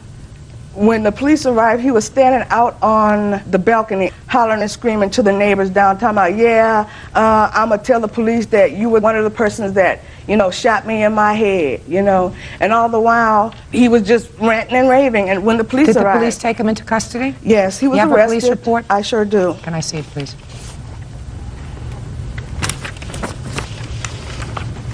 And to me, as I was watching him destroy it, and there's no way in the world a blind man gonna see speakers that I had on a vaulted ceiling. I watched him jump and pull them down. He pulled down the patio blinds. As he went from the patio blinds, he went to my baker's rack, and I had speakers over my baker's rack. He hopped to pull it down, and when he pulled a picture off a wall, he stepped on it. He flipped my coffee table, and as he trashed the living room, he went right on over to the dining room. When he went to the dining room, he flipped over the glass top that was on the table, and on that table I had a box of crystal items that I was getting ready to pack on that table. So the crystal items that were in that box was totally shattered, and I watched this individual take a chair, Your Honor, and throw it at my mirror. The mirror that was sitting behind the the dining table. Now, if you're totally blind, how are you going to know that there is a mirror that's up on the wall behind the dining table? What happened to the case in court? Well, right now it's been dismissed. Why is that? Well, from what I understand, when I was there, I was not notified and I didn't show. What happened to your arrest, sir? First of all, when the police came and got me, they seen me standing out there and told me to raise my hand up, make sure I didn't have no weapons on me. So they came up there and then came and asked me for an ID. I reached in my pocket and gave my ID. And the first thing they said, we need to identify you. And the reason I got arrested, they came to me and said, where is these warrants that's out for your arrest?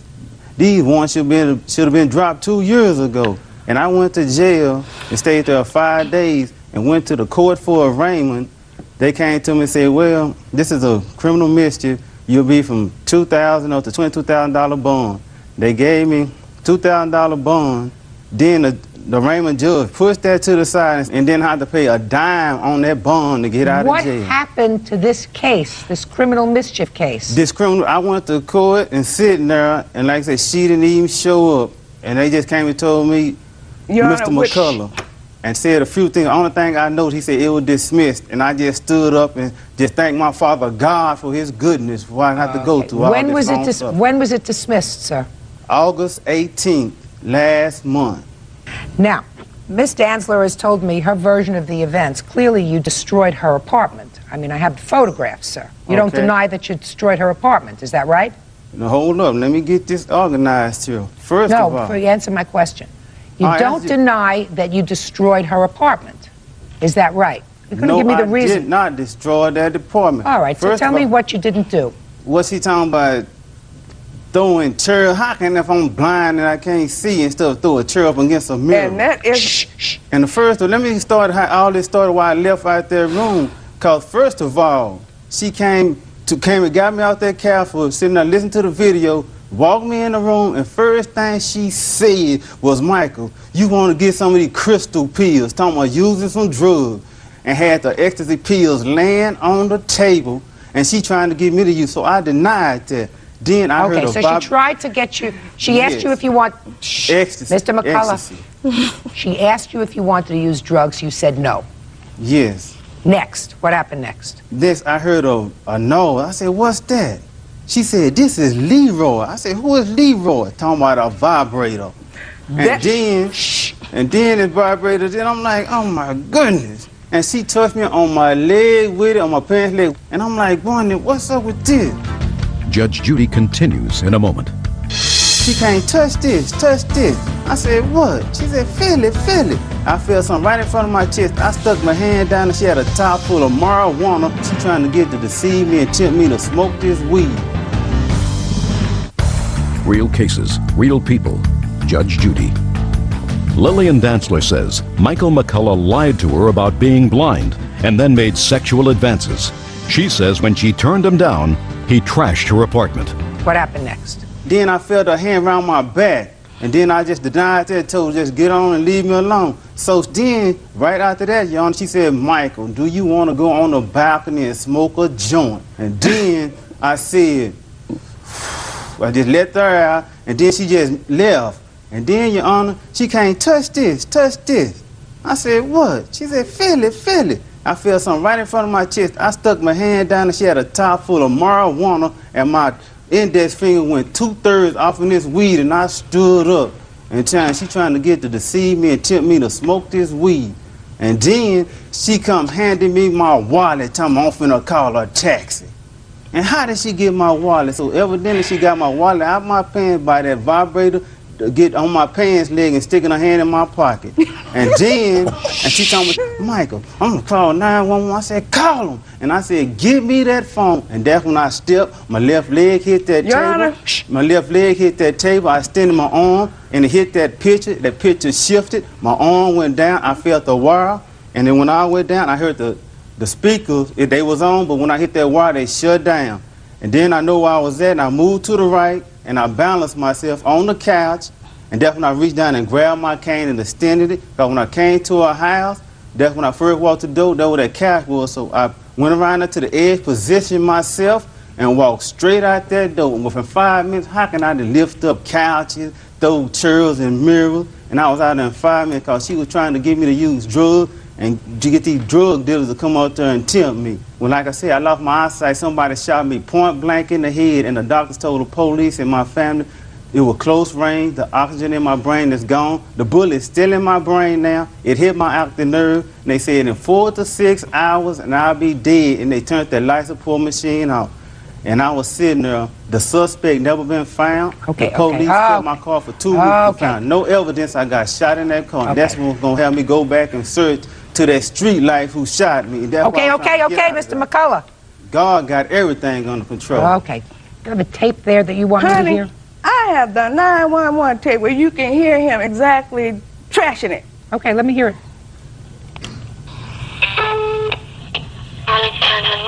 Yes, could you call the police? The police over here right now, because this guy's over here. He acts like he's lying. He's over here tearing up my stuff out of the house. Could you come over here real quick? 911 right now. He's tearing up everything out of my apartment. Let me give me the phone. Give me the phone. Please. Please let him get him out of here. Hurry up, please. He's tearing up everything in here. And you can hear him tear. He's tearing up everything. He's black. He's about 6'3". Please hurry up. Okay. He just trashed up everything. He's tearing up everything in my bedroom. He's tearing up everything. Why is he mad at you, man? Because I wouldn't have sex with him. He done tore up everything in my apartment. And I want him arrested. I think that speaks for itself, Your Honor. Judge Judy continues in a moment.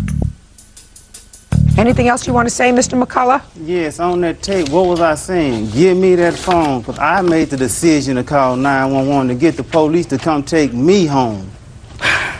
And if there was that much damage done at the apartment, why the police didn't tell me when they didn't read me no rights or nothing when they arrested me? They say the reason they were taking me downtown was causing them Fort Worth traffic ticket. And I would have told the police to find that marijuana print, and I would have told them where my fingerprint was at. Mr. McCullough, pay careful attention to me. They weren't taking you downtown because of outstanding warrants. The reason that you were arrested that evening, sir, is because you had, in fact, trashed her apartment. All these other warrants didn't become known to the police until after you got to the police station.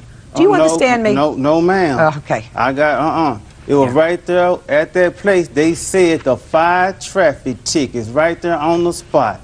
As soon as they got my ID, it wasn't there at the arraignment as a judge. It was before I even went to jail. They told me what I was going down for.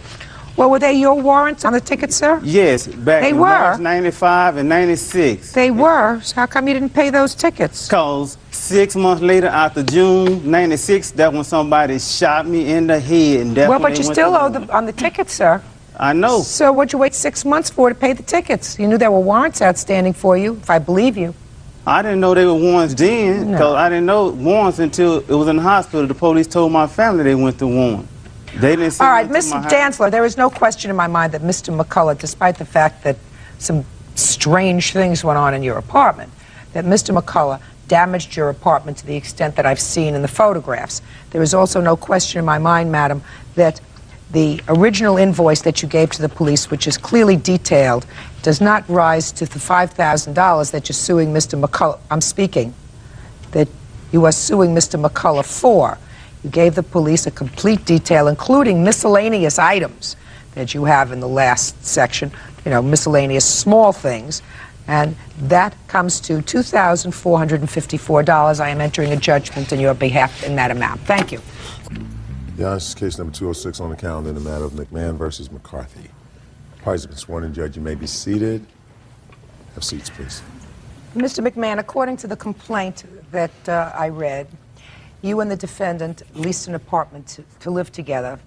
When you moved into the apartment, you put down half the security deposit. You also purchased some old furniture together.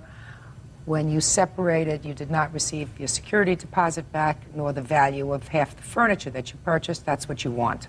That's right? correct, Your Honor. The defendant says this is pretty much a joke because you really owe her money and she has a counterclaim. Mm-hmm. When did you lease this apartment?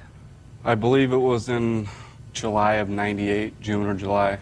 And how long did you live together? On and off for probably a year and a half. When did you finally separate? About probably 5 months ago, permanently. And how long did you actually live in the apartment? I actually lived in the apartment full-time for approximately 2 months before I got thrown out the first time. And then you moved back? And then I moved back. Well, so let's have all the months together that you actually lived there. Probably 4 months straight, on and off for probably a year and a half. And how much was your security deposit that you put down? $150. Now, tell me about this furniture that you purchased together.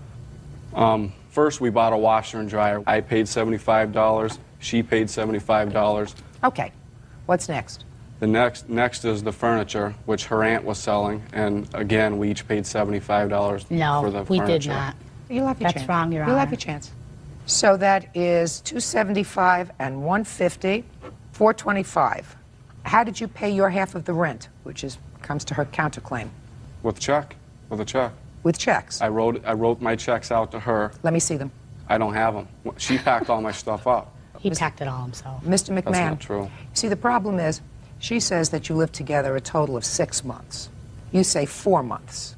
The defendant says that you only paid rent for 2 of those months. That is correct.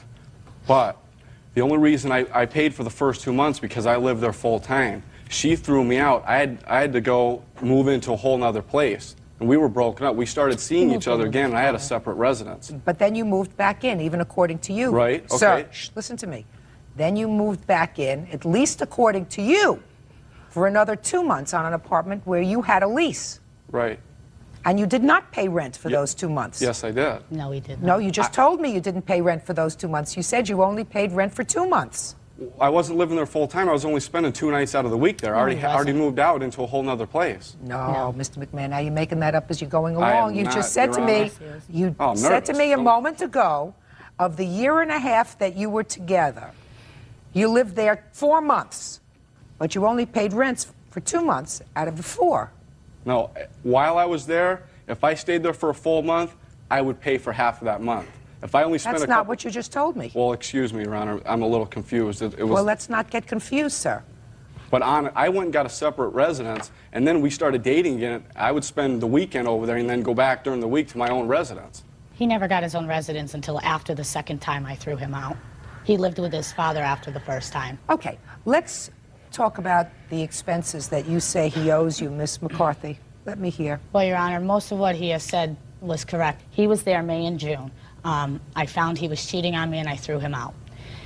We reconciled and he moved back in October, and he was there October, November, and December, and it was shortly after Christmas, 1998, or maybe even after the first of the year, where I threw him out for the second time. He was coming up with all these excuses why he couldn't help me out with the rent, and never paid anything.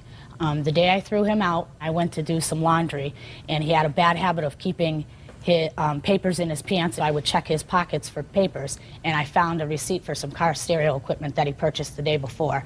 And that's when all heck broke loose, and I threw him out. Why? Because he kept claiming that he had no money to help me out. You know, he was getting speeding tickets, he was paying for the speeding tickets, he bought $1,000 rims for this Mustang that he owned. The heat would be up to 80 degrees, and he wasn't even there. All right, so now, I got it. I was on the leaks, though. I'm entitled to turn my own heat up. Just a second. But he wasn't paying for it, Your I got Honor. it. I understand the whole scenario. Now, my next question to both of you is, clearly, according to you, October, November, and December of 1998 is when you, in December is when you threw him out ultimately? Yeah, it was a little after Christmas, maybe even after the first of the year. Okay, and did he ever move back in? No. Why haven't you sued him for the amounts that you claim he owes you? Well, initially, Your Honor, we got back together around Valentine's Day in 1999. So you were back together? Yes, we did. We never moved. He never moved back in. I still live there today. But in February of 1999, you sort of got back together. How? He invited me to dinner, bought me a couple dozen roses, and schmoozed his way back in like he always did. All right. And how long did that schmoozing last? On and off for about a year. We had a verbal agreement in between all this because he was upset about the furniture. He threatened to cut it up if he had to in order for him to get his half of it. And once we did get back together, we made a verbal agreement that I was to keep the furniture in my apartment because he hadn't helped me for those 3 months. And that was well and good for us. Made that agreement. And all of a sudden I get this lawsuit, and so I said, well, the heck with it. I'm going to just get my money that he owes me. Okay. That's what I wanted to hear. So you were prepared to say, forget it. Yes, I moved was. on. Now, Mr. McMahon, I'm going to ask you the same question, sir. What took you so long to file this lawsuit? We got engaged. Yes. She wanted me to move back in. I said, no, not until some issues are resolved. And when did that engagement terminate? On my birthday. What date? January 30th. I wasn't just going to jump into a lawsuit until I had some time You to should deal have with what I was jumped into the feeling. lawsuit a year and a half ago. Well, yeah, you're right. You're right. I You're absolutely right. If you believe that she honestly owed you this money, half of a washer and dryer for $75 and a lot of furniture for $75. It's not the money. It's got nothing to do with the money. So what does it have to do with? Your Honor, we had a 3-bedroom apartment. Out of all 3, each bedroom had a closet. I had a quarter of one closet in the master bedroom. So does my husband. And I had 2. And let me tell you, he's a happy man. And I had 2 drawers. I had Just a 2 second. drawers. I couldn't even put my clothes in there. He has 2 drawers. Men are lucky if they have a quarter of a closet. They have 1 drawer. And another right? thing. Women need more drawers. And another thing. And Your more Honor. closet space. Judge Judy continues in a moment. She took over the whole apartment.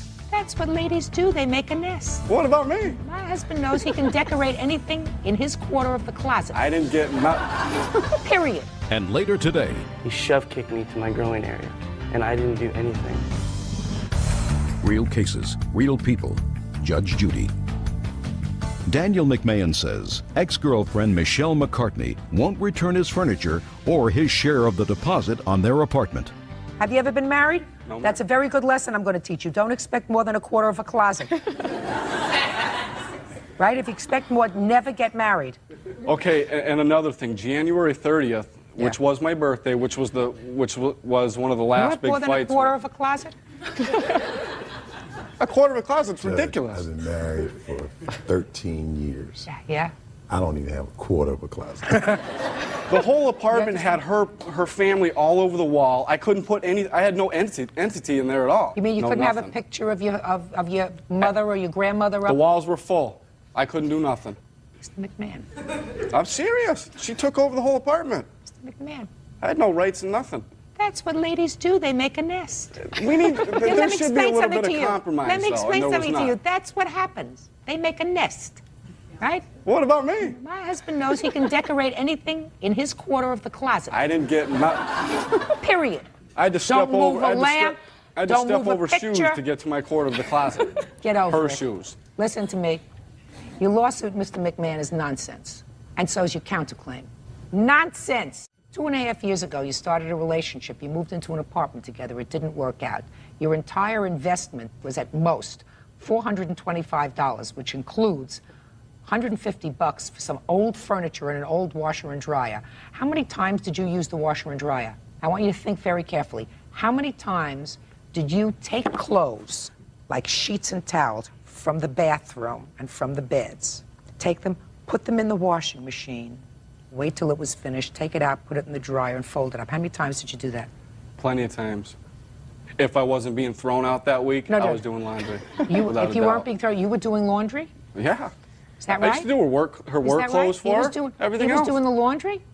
Some. He was doing the Few and far between. I was mostly doing all of our laundry. But yes, it was used for his clothes, which he had. I didn't ask you it was used for his clothes. I'm talking about sheets and towels and stripping the beds and. Oh, I did all that. I could hardly even get him to make the bed. Never mind listen to strip me. it. I'm talking about stripping the beds and putting the sheets in I'm and putting the spending sheets time back on the bed.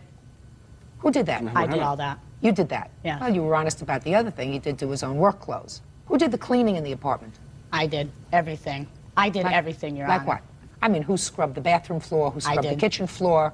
I did. I wouldn't even let him do the dishes because he would do them in a half-mannered way and they would be all greasy, so I'd have to redo them anyway. That was his lame excuse for not being able to do anything because he didn't know how. It's called learned helplessness. You do it wrong, so nobody asks you to do it again. That's not Mr. true at all. McMahon, is it accurate that the housework was done by the defendant? You know what? I didn't spend enough time in that my apartment to goodness. clean anything. If you want to be, if you want the real No, deal. you spent some time there, sir. Very According to you, little. you spent a couple of months there straight. And in addition to the couple of months there straight, 2 or 3 days a week when you were going to your own place. So you were there long enough to dirty the kitchen, dirty the bathroom, dirty the tub, dirty all those things. If I dirtied something, I cleaned it. That's I'm not I've gonna heard, be- I've heard that before. Mr. McMahon, your lawsuit is nonsense, and so is your counterclaim. They're both dismissed. Get over it. Parties are excused. You may step out. One of us was obligated to continue paying that lease, and I did, and I have been paying it ever since. He paid 2 months, and he was on a lease for a She year. wanted me so. to pay it while I was living in. Oh, well. I didn't get treated fair in the relationship from Jump Street, and you know, I got taken advantage of. And now the next case. All parties on Sias versus Graham. Step forward, please. 55-year-old Asian arts instructor Ted Sias is suing 19-year-old carpet installer William Graham for assaulting him while riding his bike. According to your complaint, Mr. Sias, you were riding your bike to work. What kind of work do you do? I teach internal health arts in Huntington Beach. In a school? Yes, ma'am. And a car that was being driven by one of these two young men Mr. Graham. somehow passed by you, and he shouted something out the window, which made you angry. It startled me. It scared Startled me. you. Yes. So you got angry. Yes. And what you did in response was to ride your bike on an overpass where you were, and when you saw his car passing under the underpass, you picked up a rock and threw it at his car. Yes, ma'am, but it was actually a pebble, and I brought the approximate size that I dropped. Pebble, rock, you threw a something at his car. Yes. That made Mr. Graham very angry, Yes, right? ma'am. Yes, ma'am. And you got off the expressway to find him, Yes, ma'am. because you saw him do it. Yes, ma'am. And there was a confrontation. And that's what this lawsuit is about, because you said that during the course of that confrontation, Mr. Graham injured you and broke your bike. Yes. So let's start out. You're pedaling along, going to work. His car comes alongside you, and what does he say to you? It wasn't him. It was his passenger that screamed at me. What did his passenger say? I don't know. It was just a holler, a very loud holler. I wasn't. Which startled you. Yes, ma'am. And then what did you do? Well, I about fell off my bike. Then I picked up this little pebble, and I was thinking about dropping it. And when they pulled around, then he gave me the birdie. That was it. That's all it took to send me the rest of the way. So I did drop it.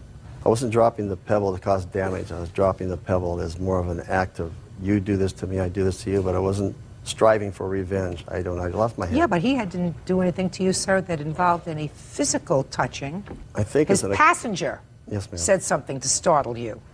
I think it's an accumulation of years of riding and getting people throwing things at me and hollering at me. I guess that one time I've been tired. I was riding my bike for 12 miles that day. I just lost it. Judge Judy continues in a moment. You see the passenger? Yes, he was, ma'am. Did you do that? was... Up! Right there. Real cases, real people. Judge Judy. Ted Sias says William Graham assaulted him while out riding his bike. William claims Ted threw a rock at his car. What was the first thing that was said? I asked him, ma'am, I said, why did you throw a rock in my car? He then got off his bike, and he says, well, you know, you screamed at me. And I'm like, who screamed at you? Well, you know, it's clear he didn't scream at you. Just a minute. He didn't scream at you. Yes, ma'am, he did. Somebody else did. Go ahead. It could have been possible that we had been goofing around, laughing, whatever, you know, the case may be in the car, what you do with people. Whatever, somebody in your car Yeah. spooked him, right? That must have happened somehow. It wasn't intentional. Was he the passenger? Yes, he was, ma'am. Did you do that? I was... Up! Right there. Right where the finger is. Did you do that to the bike rider? I was... No, look at me. I'm sorry. I was singing in the car, yelling, having a good time, not yelling at anyone out of the car, intentionally. Did you realize you had startled him? No. Now sit down. Go ahead. Okay, so then he pushes me once. I push his hand down. I say, don't touch me again.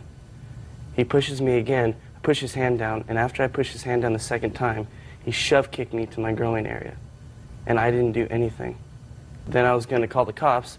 He got on his bike like he was going to leave, and I said, where are you going? And he said, oh, I'm leaving now, like that, and he's like, you're wasting my time. I said, yeah, thanks a lot. I just got my car painted. I just got my car painted, and he dropped a rock and chipped on the roof of my car. And he says, well, now it just gives you something to do, doesn't it? He gets back off his bike, pushes me one more time. I push his hand down again, and then he kicked me harder in the same exact area, the same type of kick in the groin. And at that time, I grabbed his leg. He went to swing at me, and I hit him in the head, and then I hit him a couple more times. He fell over his bike, which was right behind him. Once he was on the ground, I held him down. This is all in a position where I had a broken collarbone at the time because I was in an accident maybe a month before at the most, and I had a cast on my hand from torn ligaments.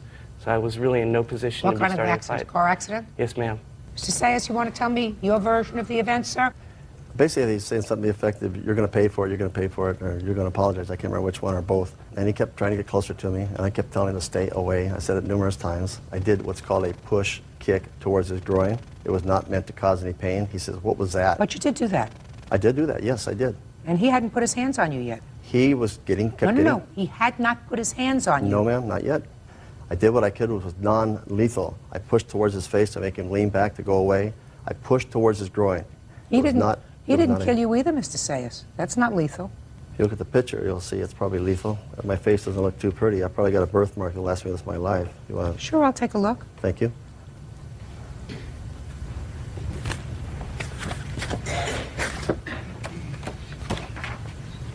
Mm-hmm.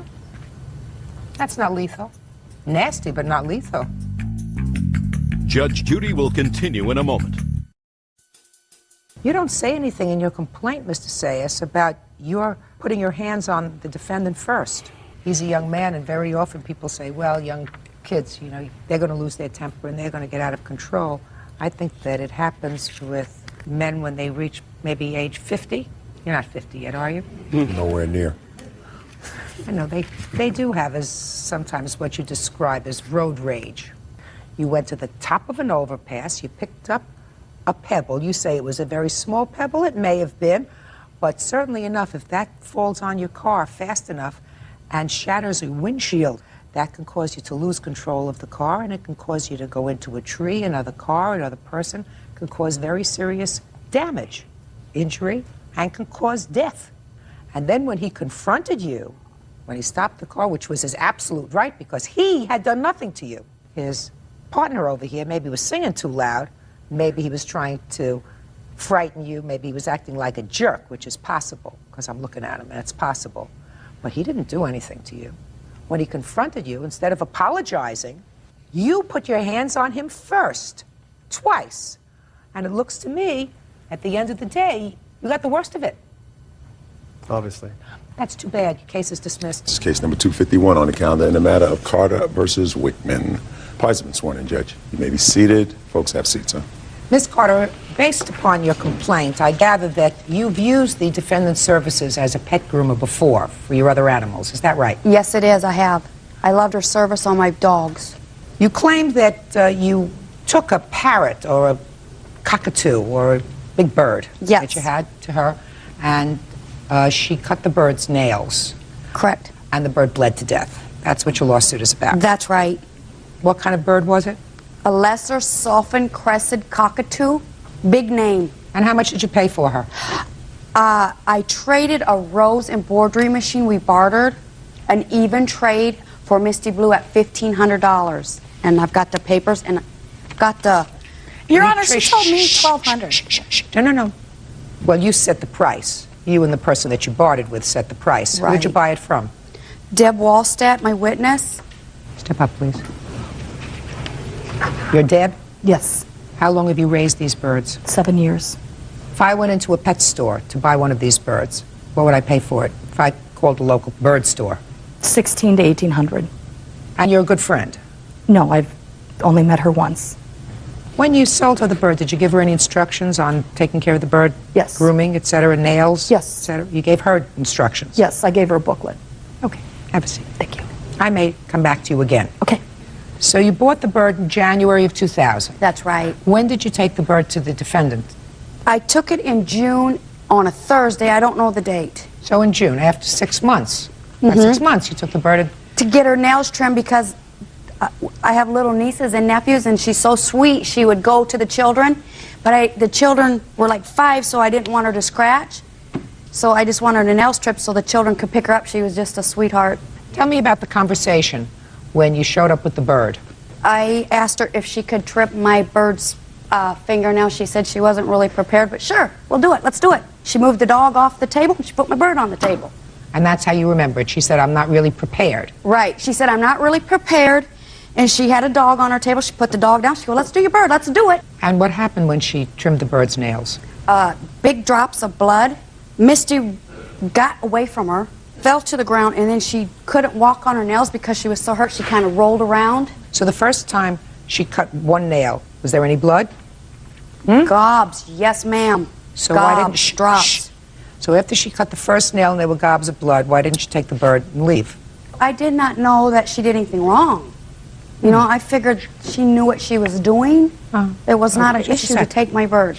Did you read the book she gave you? Mm-hmm. The book say anything about trimming the nails and bleeding? It was normal. Mm-hmm. Is that right? No. So then she cut the second nail. Was it bleeding? Mm-hmm. And then all the bird's nails bled as she cut them? Yes. Okay. Then the bird's flailing all over the place. And then what happened? She did not even have no bird stopper. The ointment to quick or powder to stop the blood.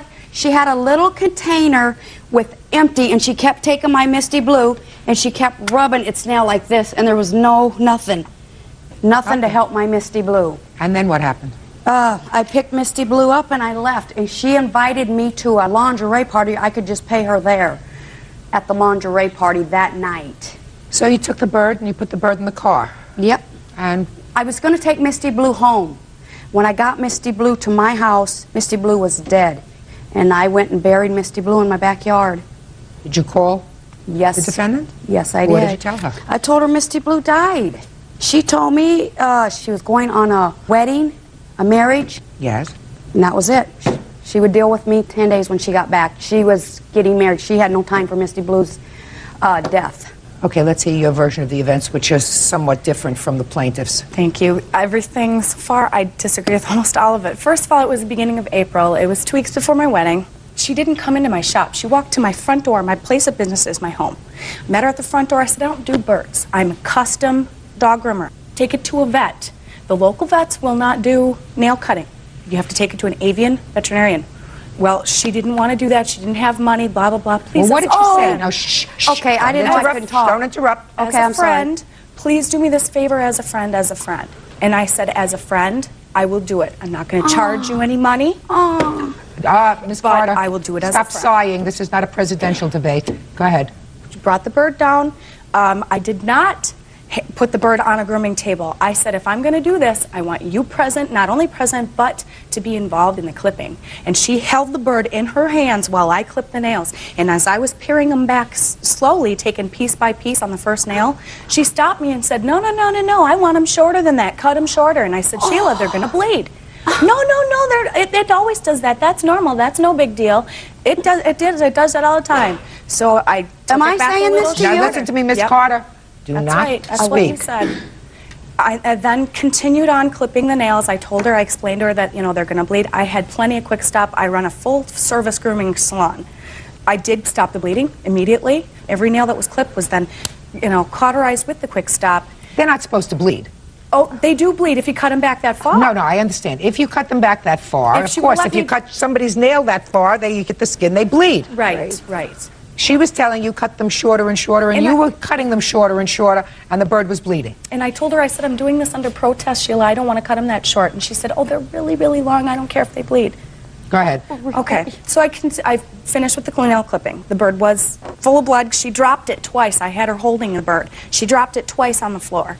Then when she was gathering the bird back up, she got blood on the bird, and it was a white bird. So she wanted to bathe it.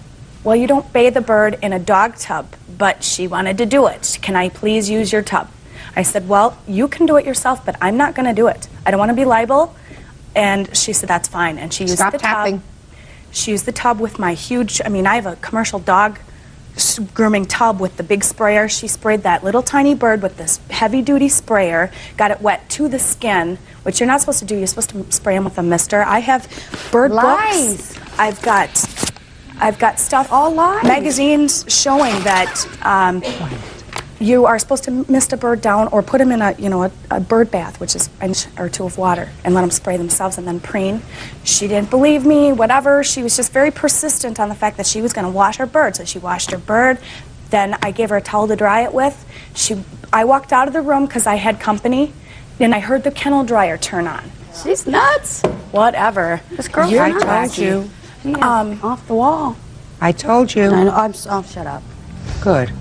Judge Judy continues in a moment. She left my house with her windows rolled down about this far. What did I drive, honey? You drove what a truck. vehicle? Miss A Carter, pickup truck. one more time, Okay, and I'll you're out of shut here. up. And later today, All of a sudden, I hear somebody banging on the back of my car and yelling and acting crazy. real cases, real people. Judge Judy. Sheila Carter says pet groomer Lori Whitman clipped her bird's nails, causing it to bleed to death. Lori says she warned Sheila she had no experience with birds. Go ahead. So then I ran in and took the bird out and wrapped it in a towel. And I said, you have to keep this bird wrapped in a towel. It's going to be cold going home, but get it home, put it in a cage, cover the cage so that it reduces the bird's stress. At that point, she said, no, I don't need to do that. And she took the towel off and left it there. I said, Sheila, keep the towel. You can have the towel. I don't care. Just, keep the bird wrapped in a towel because it will get cold. She left my house with her windows rolled down about this far. And for a draft, What did I drive, honey? You drove What a truck. vehicle? Miss A Carter, pickup truck. one more time, Okay, and I'll you're out of shut here. up. I'm telling you. I know. No. Listen to me. Look know. at me. One more time, you're dismissed and out of here. Go ahead. So she left with the windows down, and I turned to my company and I said, that bird's not going to live. She left without a towel wrapped around it. It was cold. It was the 1st of April in Minnesota. And she left with that bird not wrapped up in a towel. It was wet to the bone. And if you expose a bird to high or fluctuations in temperature, it can cause severe shock and even death. And I'm almost positive that that's what the bird died from. I don't think it bled to death because it would have died immediately instead of dying 40 minutes later. It was fine until she put it in the tub and then in the dryer. And that was just ridiculous. Let me see if I can draw you an analogy. Can you imagine taking your father to a doctor? Let's say a doctor who was a podiatrist, takes care of feet. Yeah. And said he needs surgery, bypass surgery. The podiatrist said, I've never done that before. And you said, well, we're here already. Are you following where I'm going? I see where you're going. Just do me this favor. I have real confidence in you. You know more about medicine than I do, so just take care of it. Isn't that what you did? In a way, yes, I did, but I did Yes, you not did. portray myself as knowing anything about the bird. I You don't, told just a her I did- second. You don't have to. Podiatrist doesn't say I know anything about hearts. That's what you did with this bird, according to you. I'm taking your scenario as true. I think that there's a mix of both in what these two stories are. I do believe you said to her, I don't cut birds' nails. I'm a dog groomer. And I do believe she said to you, yeah, but I'm here and the bird's nails need to be cut. Come on, we'll do it together. You didn't want to do it. She twisted your arm. I was trying to be nice. My bird? Shh. Oh, you're almost out. You almost did it. She took the bird to you because you are a groomer. Her head, you groom dogs, you cut their nails, you can groom birds and cut their nails. So she took the dog to you because of your, in her mind, expertise. And all you had to do was say no. I did. But you did it! That was wrong. That was wrong. People have the ability to say no and mean it. No, I'm sorry, Sheila. I don't do that. As much as I like you, you have to take the bird someplace else. End of conversation. Come to my lingerie party. We'll have a good time. So as nice a lady as you are responsible for the death of this bird. Judgment for the plaintiff and the amount of the request, which is $1,500. That's all. Parties are excused. You may step out. I do hope that if she does get another bird, she'll at least educate herself on how to take care of it. I am so happy for the verdict. I won my Misty Blue. I love my Misty Blue. And now the next case. All parties on Brownback versus Winters. Step forward. 73-year-old Roberta Bromback is suing homemaker Barbara Winters for a fender bender in the parking lot of a Goodwill. Barbara says she never hit her. Miss Bromback, according to your complaint, the defendant hit the bumper of your car. Yes, ma'am. And damaged it. You want her to pay for the damage. Yes. She says she did nothing. And she, in addition, fled the scene, according to you. Yes. When did this incident occur? I think it was on the 8th or 9th of September. Where? I had a lady with me, a friend of mine, who is blind from a stroke, and we were giving some stuff to the Goodwill. We were parked in behind the Goodwill, and I was putting her back in my car. All of a sudden, my car reared up. She was very frightened, and I turned around, and I looked, and I said to her, hey, she was moving. After she straightened out her car, I said, you hit my car. She stopped, looked at me, and went like this. Well, I got angry at this, and I dropped the wheelchair, and I got her license number, and I turned her into the police station as a hit and run. Do you have a copy of that report? Yes, I do. I'd like to see it, please. That's where the police call me to identify her. And these are appraisals. These are pictures.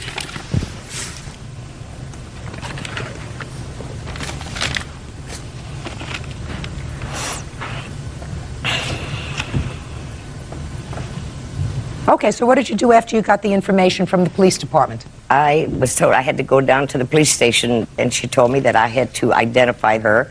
Well, I went in, she had 6 pictures, and immediately I said, it's number 1. And she said, are you sure? I said, yes. And she said, well, that's her. Judge Judy continues in a moment. I was afraid if I got out, she might get violent or something. Well, she's waving around and yelling. Real cases, real people. Judge Judy. 73-year-old Roberta Bromback is accusing Barbara Winters of hit and run. Roberta says Barbara backed into her car and fled the scene. Go ahead. Then she gave me that paper you have and said for me to call her and see if she wanted to settle this in a civil manner. I called her and I asked her. She told me she didn't know what I was talking about. She's sick. She went on and on.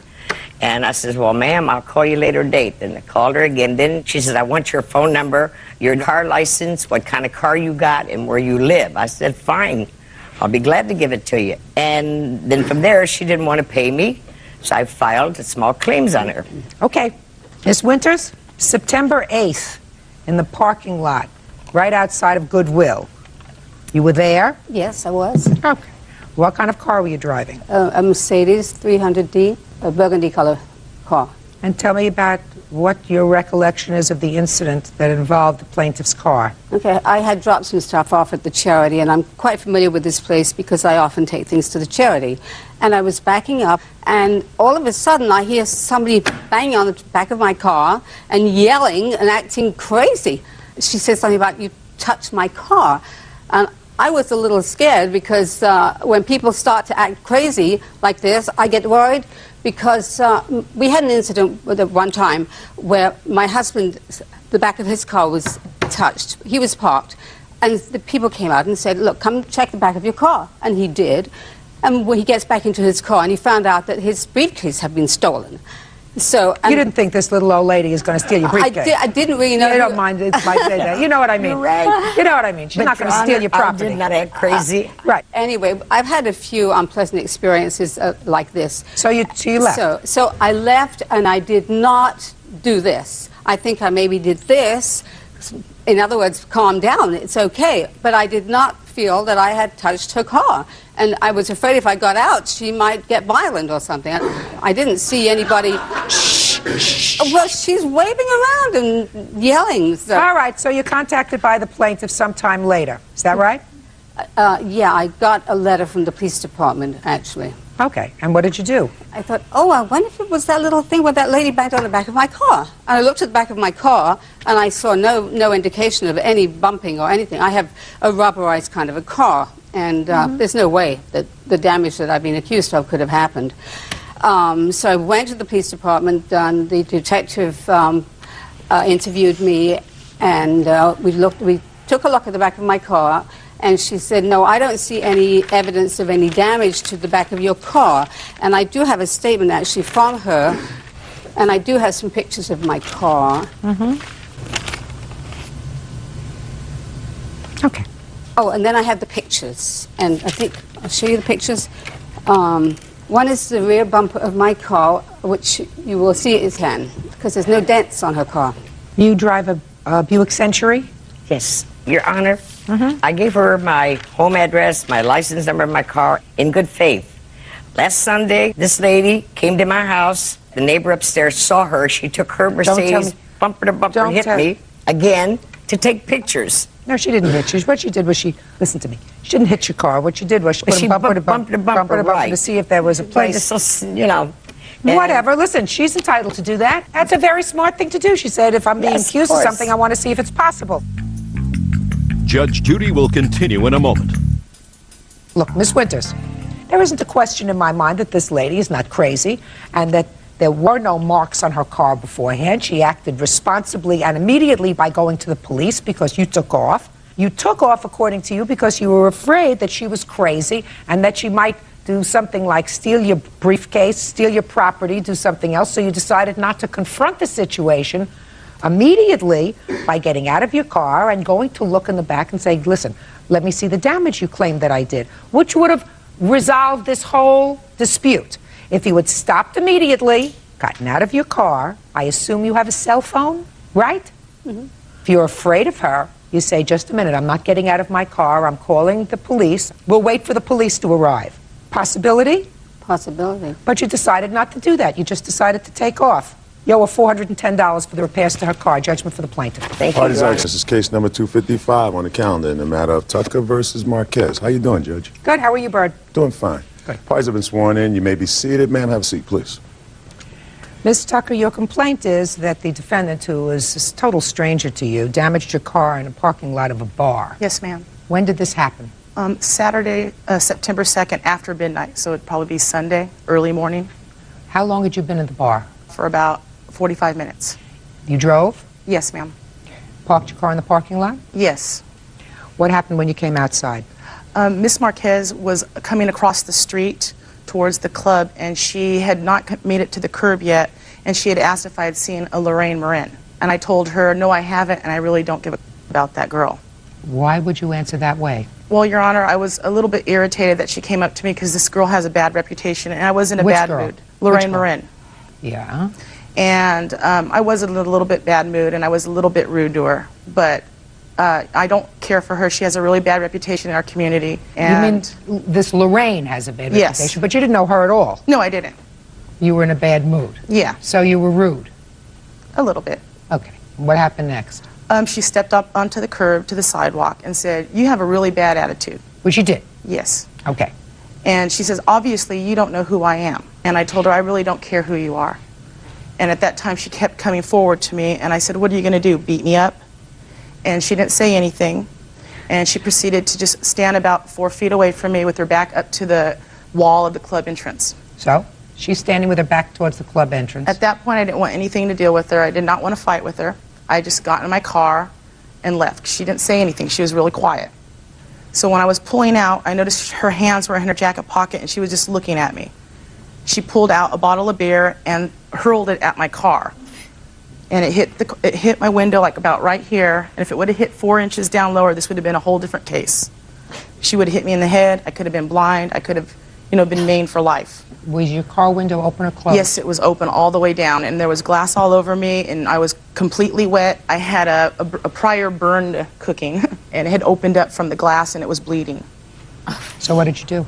I got out of my car. She was kind of just standing there. I think she had thought she had made her mark, but she didn't. And I went up to her, and I got her by the nape of the neck, and I held her down away from my body, and I told the patrons in the bar to call the cops. I'm putting her under citizen's arrest.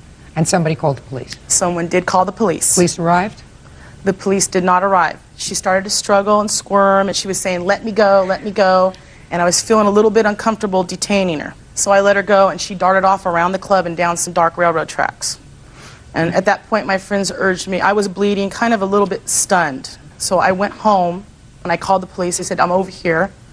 Come and take a police report." And did they? Yes, they did. How did you find out her name? Because we live in a really small neighborhood. It's Niles, and we have a mutual friend that works at a pizza parlor in our town. But you had never had any contact with her I've never before. seen her before. But her family has a very... I don't care about her family. I'd like to see the photographs that you seem to have, and I'd like to see the police report, please.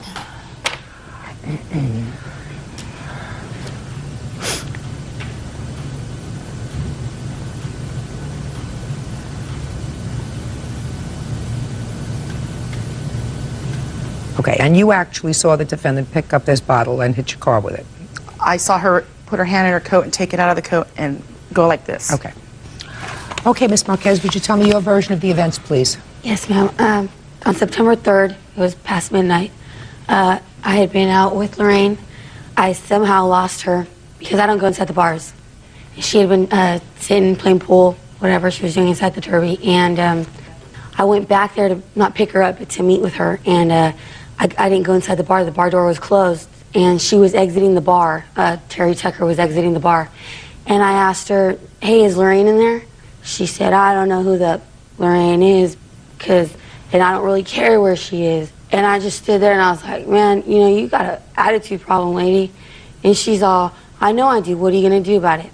I wasn't exactly looking for a physical altercation with her. I just wanted to ask. I asked a simple yes or no question. She proceeded to just keep calling me all kinds. She called me a Mexican hussy, a chicken.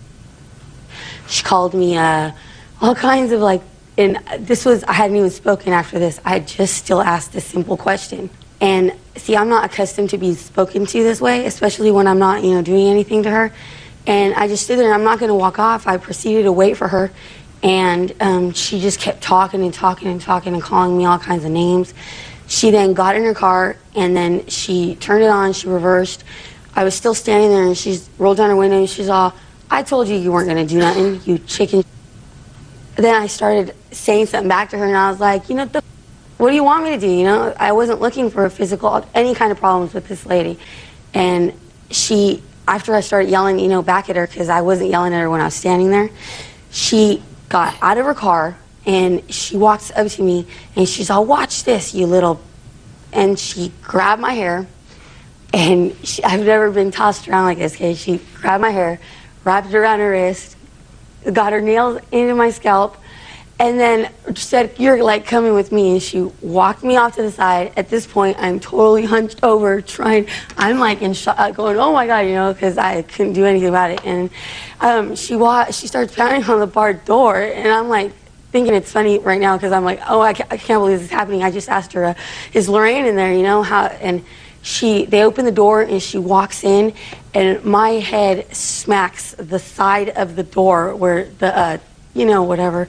Okay. And then I started to taste blood, and I started, I was bleeding, my eye was messed up, my gums were bleeding, I got scraped along the side of the door, and then I was like, I'm bleeding, let me go, come on. And then when I heard she was calling the cops, I started to wiggle and swarm around.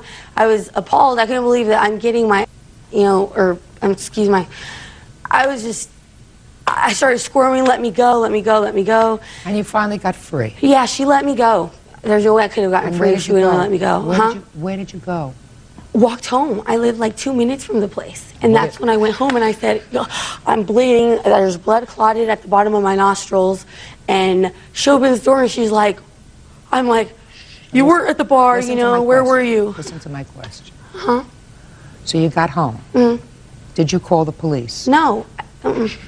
You were just severely assaulted. Blood is all over your mouth.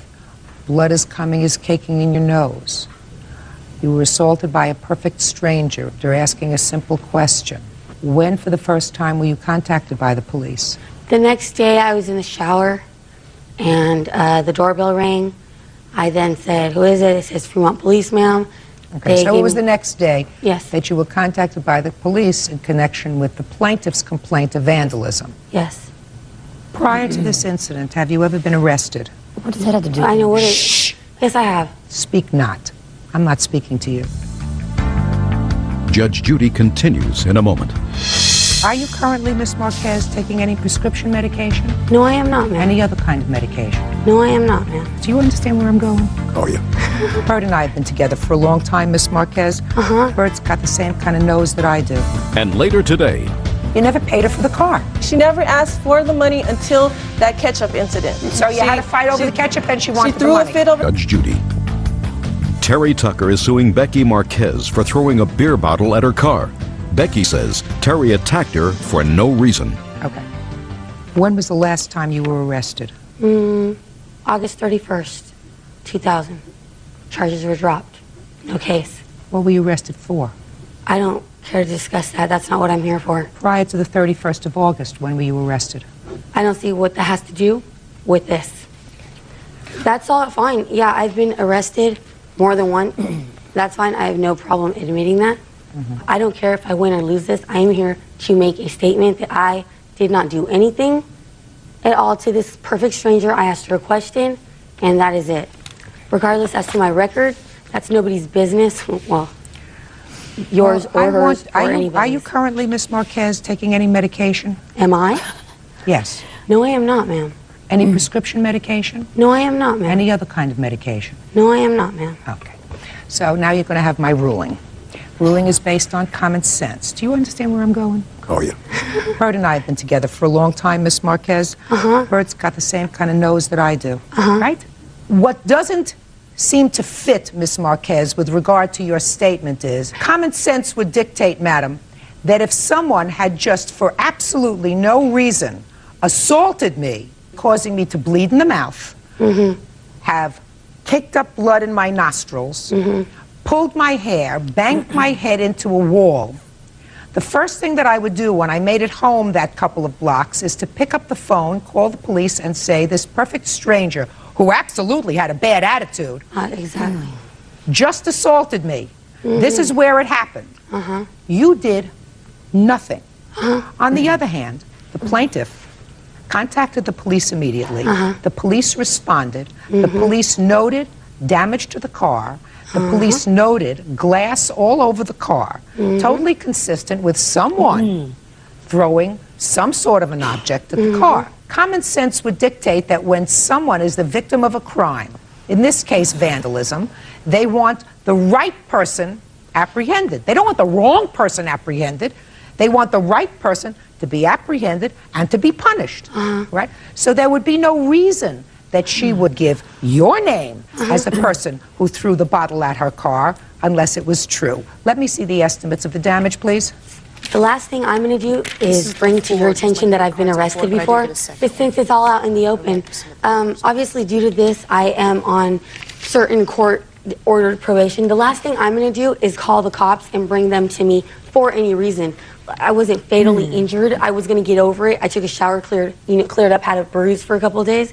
The last thing I'm going to do is call the police, because when that happens, most of the time they're not in my favor. I'm not going to call the police.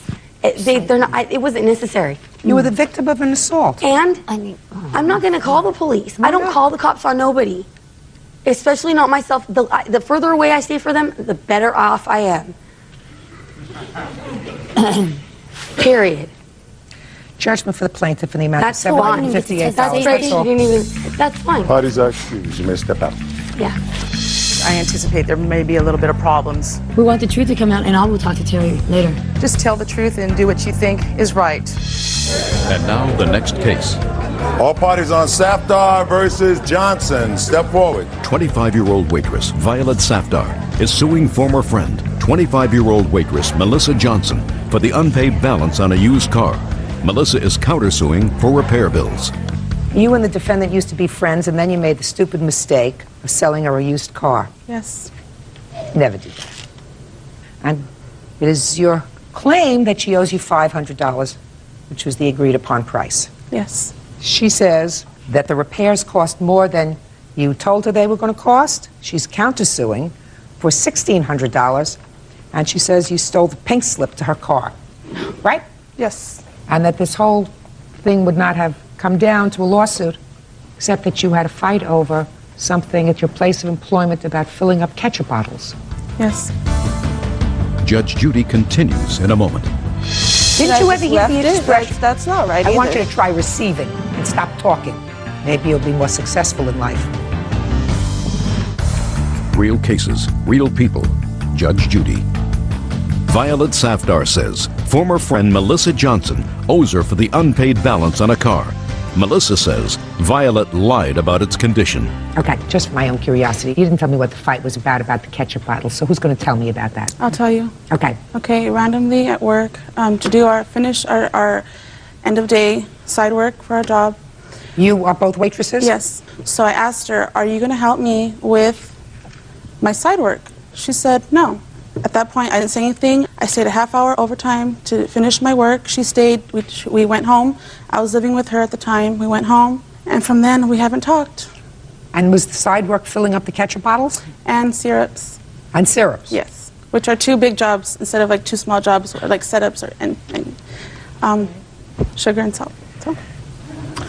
Okay. When did you sell her this car? June 2000.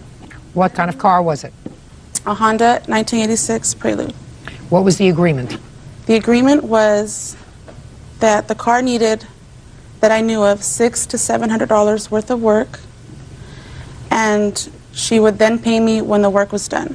Just a minute. What was the agreed upon price of the car? $500. Is that right? She said when I was able to make the payments or pay whenever I could the $500 when the car was fixed. To this day, the car is still not fixed. I've made almost $3,000 in repairs. Well, why didn't you stop at $600?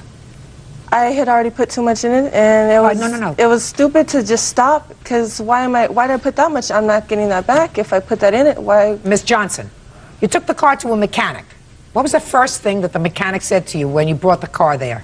They told me it would cost around probably about $600, and then 2 days later, it broke down again. Just it was another so problem. Initially Another. Initially, you took it to a place of your choice. Mm-hmm. They told you it would cost you between $600 and $700 to fix it, which is exactly what she said to you, right? Mm-hmm. So then you started to fix it. Yes. So she did not purposely deceive you. No, but she didn't know what all was wrong with the car. That's either. your problem. You buy a car that's 14 years old. The fact that you decided to spend more money doesn't mean that you get another farthing from her. So your counterclaim is dismissed. Well, I don't think that I should have had to put that much into it. You shouldn't have. No, it's not her fault, it's your fault. And should I go and spend even more money on another car? That's not right. No, I have this car. Ms. Johnson, I'm dealing with it. Don't try to talk over me. No. You shouldn't spend any more money on this car. So should Didn't you I ever just hear left the it? expression? That's not right I either. want you to try receiving and stop talking. Maybe you'll be more successful in life. Did you ever hear the expression, throwing good money after bad? Did you ever hear that expression? Bird, did you ever hear the expression throwing good money after bad? Mm-hmm. Every time I spend bad money. Right? Would you keep pouring thousands of dollars into a 14-year-old car? No. You would say, I'm going to cut my losses, and instead of spending $3,000 to get this car fixed, once the $600 is over, I'm going to unload this car. Maybe I can get a couple of $100 for it and buy myself a car that maybe runs. It's not her fault that you decided to put all this money in the car. She did not commit fraud against you. She had the same information you got from your own person. Nobody can tell that a car is going to continually break down. Nobody. Yeah, so even your the mechanic said I would be back. Even the mechanic the first time said I would keep coming back. Counterclaim is dismissed. Judge Judy continues in a moment. You still have the car? Yes, not really, but it's broke down in Corona. I don't run now. Do you want it? Not really. Good. You want to sign over the pink slip to her? It's still in my name. Shh. So you still own the car? Yes, ma'am. Go and get it. I've put too much money Go and into get it to just give it up like that. Well, she did sign it over. She gave me the pink slip, and then she went and deceived me and took it out of the car. Listen to me. Listen to me. You never paid her for the car. Shh. Listen to me. You She can't have gave me the both pink ways. slip. She did give me the pink slip, and then Miss she took Johnson, it back from me. pay attention. Do you want the car? Yes, I'm going to sell it. I'm going to resell it. Now I put too much money into it. It's useless to just throw it away like that. Fine, then you have to give her $500. I've worked hard for that much. Shh, just listen to me. Then you have to give her $500. I don't believe I should. No, it's... You didn't pay her for the car. She never asked for the money until that ketchup incident. So you had to fight over the ketchup, then she wanted She the threw money. a fit over ketchup, so she asked for the money. Miss Johnson, you want the car, or you want to pay her for the car? I don't want the car, but I'm going to keep it because I spent too much money on it. Then you have to pay her. Now what do you want to do? I guess I don't have a choice, but I don't feel I should have to. You prepared to sign this car over to her? Yes, ma'am. Good. Sign the car over to her. Complete the paperwork, judgment for the plaintiff in the amount of $500. That's all. This is case number 261 on the calendar in the matter of Fisher versus Coaches. President sworn in, Judge. You're welcome. You may be seated. Mr. Fisher, the defendant used to live with your current fiancée. Yes, Your Honor. You've been living with, her first name is Melissa, Yes, Your Honor. for 3 years. Approximately 3 years, yes, Your And how old is the child? Honor. 5 years old. You claim that the defendant maliciously and willfully did several things. He first filed charges against you with internal affairs. You are a police officer. Yes, Your Honor. In addition to that, he filed for a restraining order against you, causing you to have to hire counsel. Yes, Your Honor. And in addition, he filed charges with Child Protective Services alleging that you had either abused and or neglected his daughter. Yes, Your Honor. All of those charges, according to you, were dismissed. They were, Your Honor. And you want to be compensated for all your aggravation. Yes, Your Honor. And your defense, Mr. Gatchez, is that you had a right to file these charges. That is correct. Okay. When was the incident that precipitated the filing of these charges? Well, Your Honor, for the last 3 years, this man has harassed myself and my fiancée, Melissa. He couldn't get through the courts to get Melissa, so he elected to in turn attack me, Your Honor. Were there custody proceedings involving the child? Yes, Your Honor. Is that right, sir? That's correct. The judge ordered for us to have the same visitations and the same rights, which is half and half, 50-50. And I got proofs of that. Let me see what you have.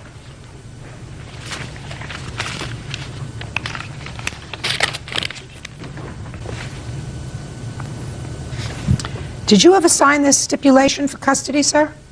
Yes, I did. Because it's not signed here. Your Honor, it hasn't... Shh. Melissa signed it. Why haven't you signed it? I requested these copies from the lawyer, and he still has them. No. You have this thing here, Okay. Mr. Gatchez. This is a letter that was sent to you. It's a stipulation regarding the custody and visitation order that was agreed Okay. to after you all went to mediation. That's right. And Melissa signed it. It was awaiting, signed it back in December of 1999. Correct. It was awaiting your signature so it could be so ordered by the judge.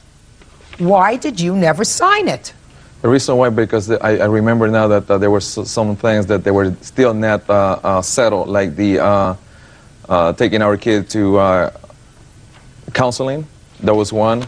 Well, what did you do to follow up on it, sir? I haven't had money. I have been on disability, and I haven't had money to go to court, Your Honor. I mean, you go through a whole process. A psychologist, mediator spends hours, if not days, discussing the recommendations with you. They come up with a plan that you both agreed to, and it's clearly laid out here. And then in order to resolve the whole matter, forwarded to you is the stipulation for you to sign so this matter can be resolved. Now it's a year, and you haven't done it. That's outrageous. Okay. Outrageous. Okay. Let's start out with the Child Protective Services, please. Did you, in fact, sir, file charges against him with Child Protective Services? Not against Mr. Fisher, or what I called because I wanted him to investigate. I wanted to put a complaint. So what was the complaint that you put in? The complaint was about the incident that happened that night, which was Mr. John Fisher, yelling at my daughter, using bad language. What did he say? Well, your daughter must have told you this, right?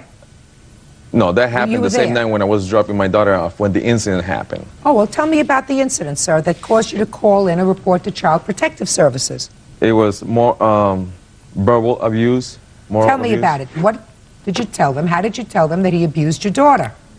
By him yelling at me in front of her, using bad language, ordering my daughter to get out of my truck, and scaring my daughter, using bad language. Tell me what he did. Well, what he did was that the night of the 23rd, he arrived in his truck. He parked in the driveway, and of whose house? His house. So he came to his house and he parked his truck in his driveway. Correct. He got out of his truck, came over to me. What were you doing there? I was waiting for her mother to arrive from work. So you were waiting? Yes. To return her from your custody arrangement? Correct, yes. And he approached me. He came over where I was parked at. My daughter was right there with me inside the truck. And he started using profanity. Like, what did he say? He said, what's wrong with me? Okay, and I go, okay.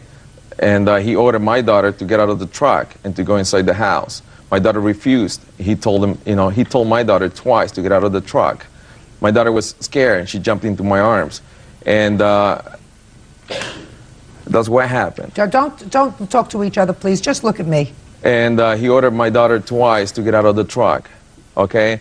And he asked me why the heck I was telling my daughter not to go with them.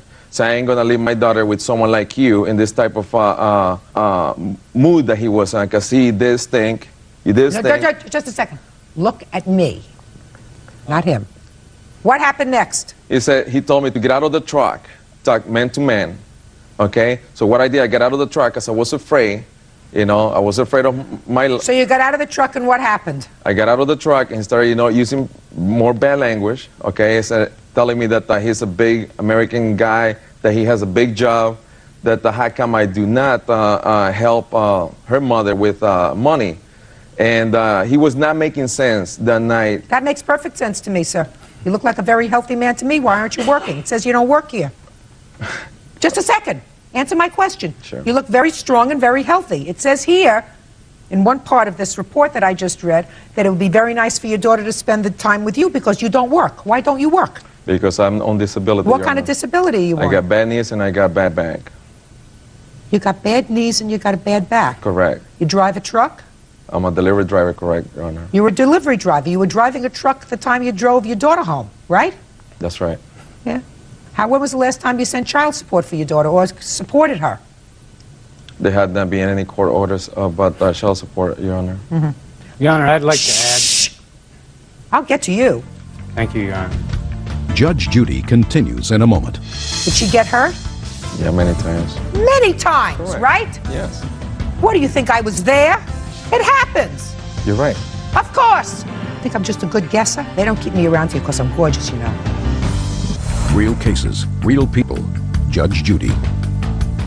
Deputy Officer John Fisher says his fiance's ex-boyfriend, Jorge Gatches, falsely accused him of child abuse and making threats. Now, when did you call Child Protective Services? The same night after I left the scene. What did you tell them? I told him I just wanted to get more information, and I wanted to let him know what happened that night, that my daughter was crying and she was scared. My daughter was refusing to stay alone with them, which she had done it many times before, Your Honor. Now, when did you file a restraining order against him? A couple days later. Why? Because the same night when I was dropping off my daughter, he threatened me with, because he said that he knows the law, he works with the law, and he knows the law much better. Shh. Yes? That he knows the law much better than me, okay? And I think you know a little bit about the civil law, at least very well, at least about workman's compensation and disability. You know a little bit about that. You have a lawyer, right? You have a lawyer, right? Yes, I do. You hurt yourself. Let me see if I can put this together. I bet you hurt yourself while you were on your job, right? Yes, I did, Your Honor. You think I'm just a good guesser? They don't keep me around here because I'm gorgeous, you know. You hurt yourself on your job. You have a lawsuit pending against your employer? That's correct, Your Honor. How long have you had a lawsuit pending against your former employer? It has been about 2 years and a half. And you go to see a doctor regularly? Yes. You go to a chiropractor, perhaps? Yes, I do, Your Honor. Yes, of course. Could almost write the script, right? You're good. Would you prefer to sit down, Mr. Gatches? Is your back bothering you? I'm fine, thank you. I know you're fine. So he threatened you that he knows the law better than you. I'm not so sure about that, Mr. Fisher. I think he's got the system pretty well played out.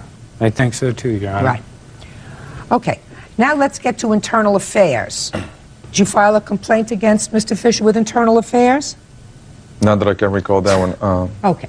Do you have any documentation that Your Honor, Mr. Gatch... Shh, let me finish the question, Mr. Fisher. Yes, ma'am. Do you have any documentation that Mr. Gatch has filed an independent complaint with regard to the incident of the 23rd of August with the police department?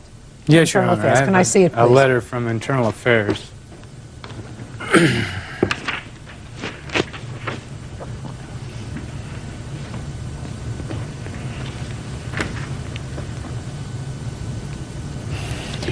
Bottom line is that they, in effect, decided not to pursue any of these complaints because, according to this letter that was sent to you, sir, while you may find Deputy Fisher's conduct objectionable, your complaint does not describe any unlawful conduct. So clearly, you did send a letter of complaint to the Sheriff's Internal Affairs Division, right?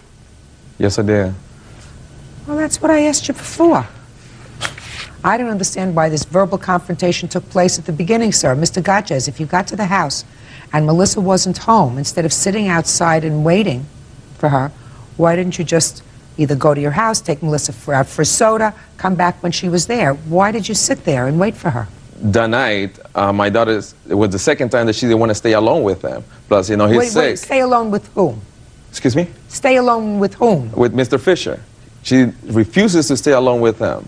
Well, that's not true, sir. I guarantee Your you, sir, they've been living together for almost 3 years, and I guarantee you there are times when your daughter stays home with Mr. Fisher. Without Melissa. Nowhere in this psychiatric and psychological report and the mediation report does it suggest that Mr. Fisher is an inappropriate custodian. It doesn't say that. Okay. You live with a child who's 5 years old. Sometimes you're going to raise your voice, right? Yes, I do. Mr. Fisher has never used any corporal punishment with regard to your child, right? That's not what my daughter told me one time.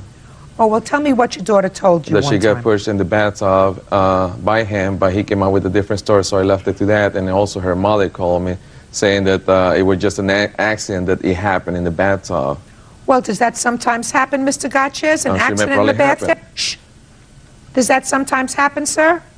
Yes. Let me take you back to when your daughter, and you were living with her at the time, was about 1.5 years old. She started to walk. Do you remember that? Yes.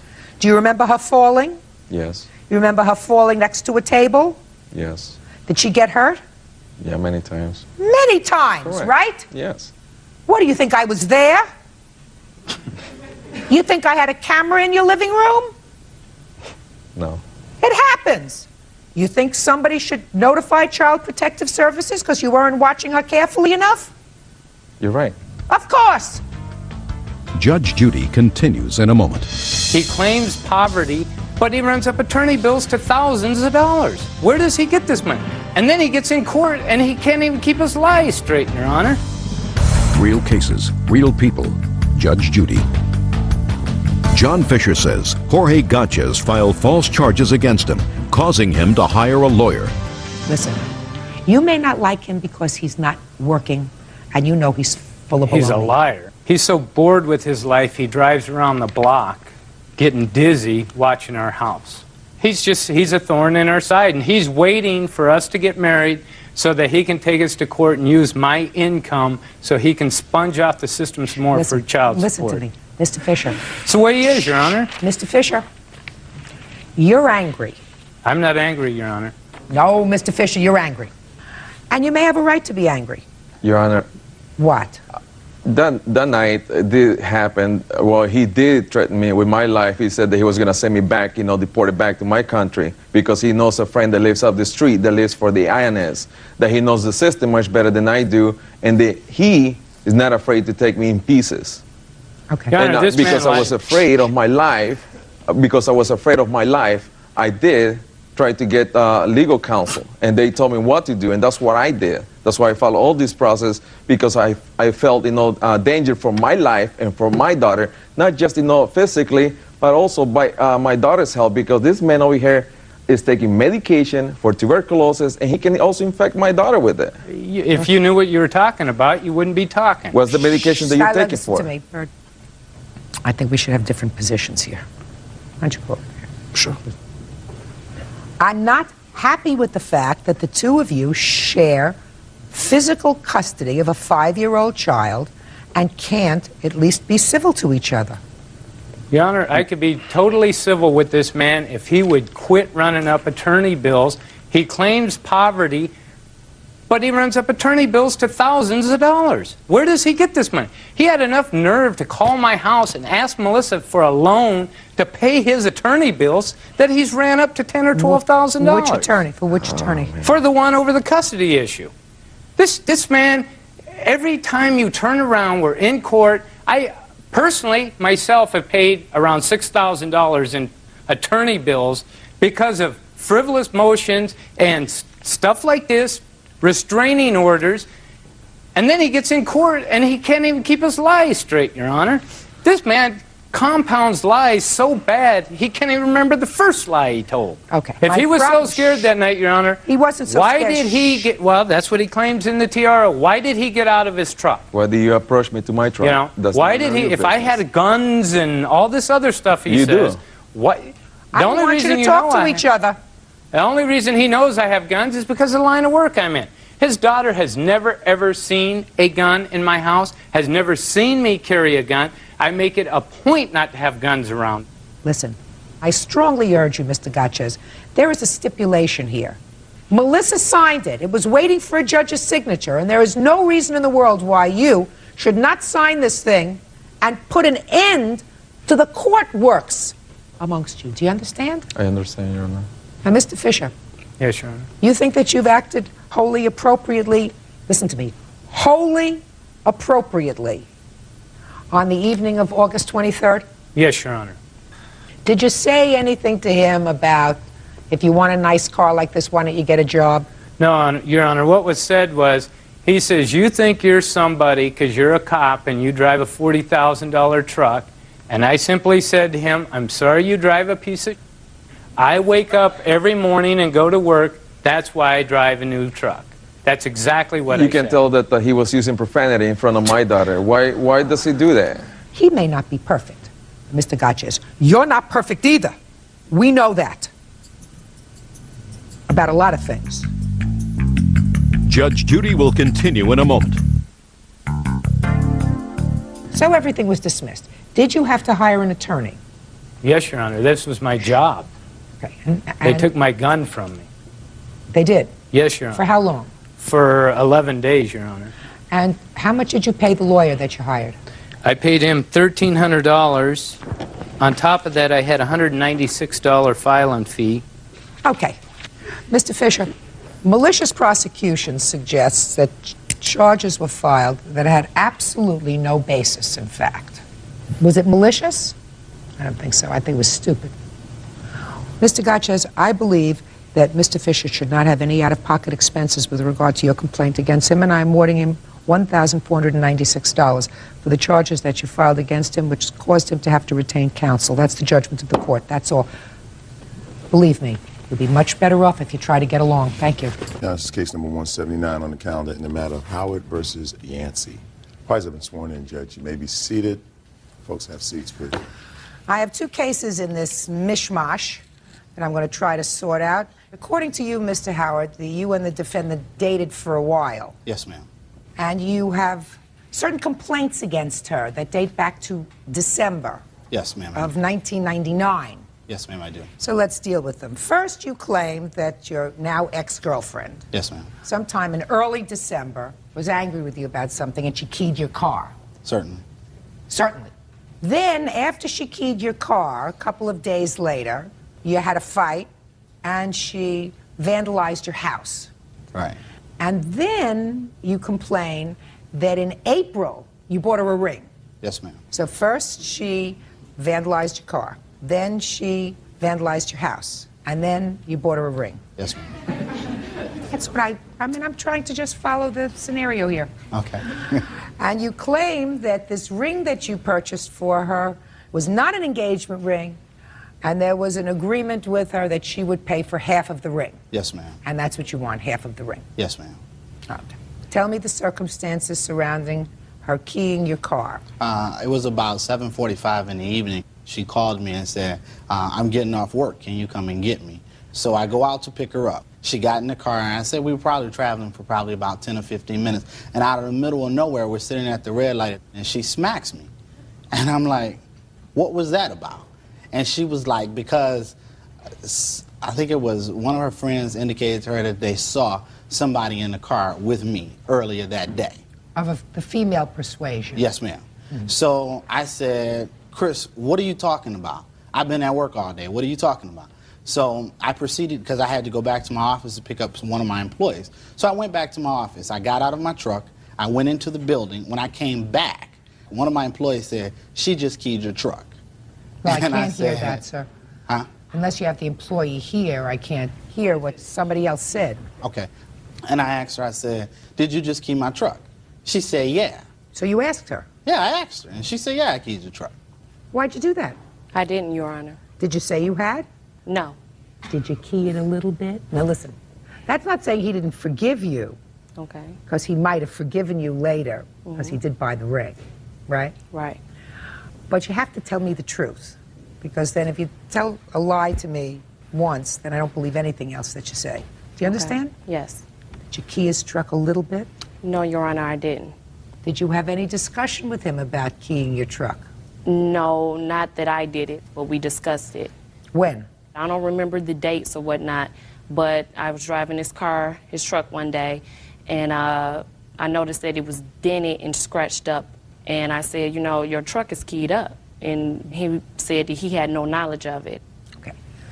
So after she said, according to you, that yes, she keyed your truck, what did you do?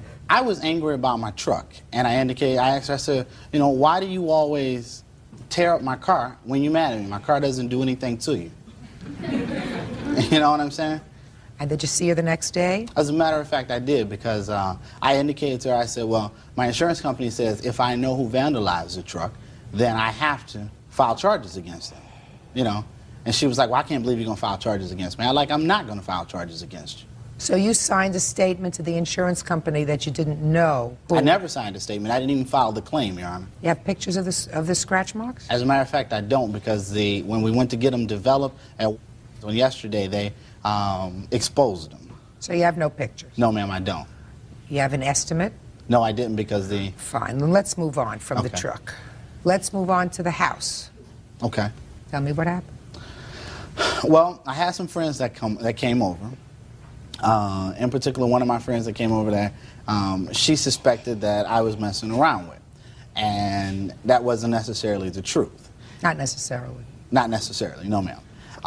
Chris had really aggravated me that particular day. So I kind of wanted her to leave.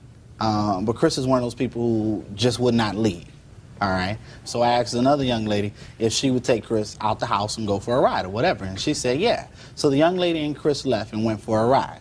So I went upstairs to take a shower. Chris came back. She was ringing the doorbell. My instructions to the people who were at my house that particular night was if Chris comes back, do not let her in. So when they refused to let her in, Chris broke the window.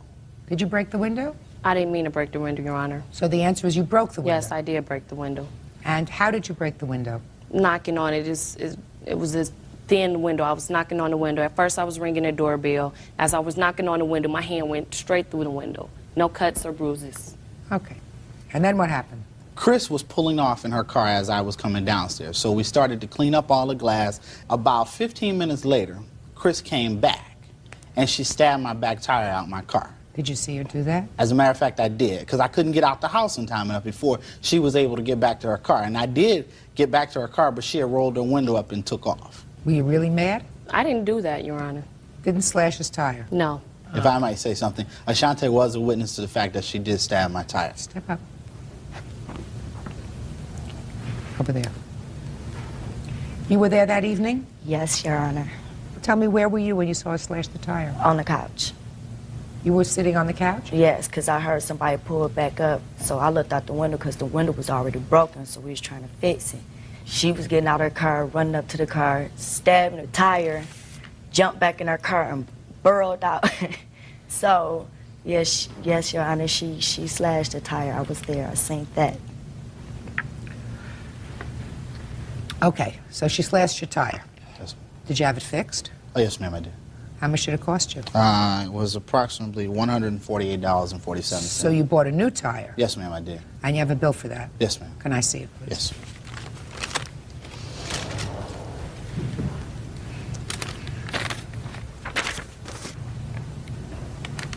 Okay, so you forgave her for breaking your window, you forgave her for slashing your tire. Yeah, I mean, honestly, Your Honor, I felt as if it was necessary to forgive her because, in many senses, it was inappropriate for me to have a guest at my house who should not have been there. They're not necessarily guest. Right. It was rather inappropriate for me to have her there. Judge Judy will continue in a moment. Where's the ring? I lost the ring. Did you buy her a new one? As a matter of fact, I did, Your Honor. Real cases, real people. Judge Judy. Corey Howard claims ex-girlfriend Christina Yancey keyed his truck and vandalized his home. Corey also says Christina owes him for the value of a ring. So let me hear about it. As far as he's saying about he had a female guest there was no one there but my best friend, Shantae, and Mr. Howard. So what were you angry about? You did go for a ride with this young lady. I didn't go for a ride anywhere. I stayed there, and then I left. I went to the store. I came back. And when you came back, they wouldn't let you in. They wouldn't let me in. Why do you think they wouldn't let you in? I have the slightest idea. You have to have some idea, madam, otherwise they're acting in a psychotic fashion. Well, there was another car. It was a car there. When I left, the car wasn't there. But when I came back, the car was there. It was another car there. Another car there that you suspected was a woman's car? I don't know, Your Honor. Well, something must have been going through your mind, madam. You're banging at the door with sufficient force to break a window. They won't let you in the house. You must have been pretty annoyed. He was your boyfriend, right? You're right. Okay. Did you ever have a discussion with her about the tire? As a matter of fact, I did. And I assume that you did. Yeah. Let me about the discussion about the tire. Yeah. And she said, the reason why I cut your tire was because you wouldn't answer the door. Sounds right. You know, and Sounds right. Sounds right. Okay. I have the tire here on your side, sir. Yes. Let's get to the ring. Okay. The very day that she purchased the bracelet that she's wearing right now, she said to me... You were shopping together? Yeah, we were shopping together. Okay, so you went into a jewelry store. We went into a jewelry store. That's always dangerous. Which was owned by one of my friends, okay? Yes. And she says, I want to buy... I had given her like $300 that particular day.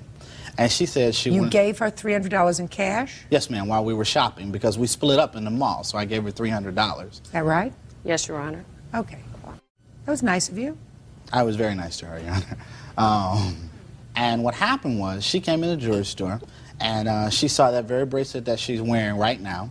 And I says, I can't afford it. I'm buying me a ring. You know, I said, I gave you some money, so you buy it. So she went in her pocket and bought that bracelet.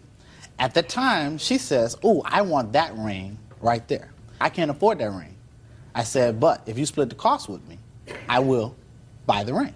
And she agreed to split the cost for the ring. How much was the ring? I think the ring was like wholesale. I got the ring at a wholesale value, so I think it ended up being like $4 something.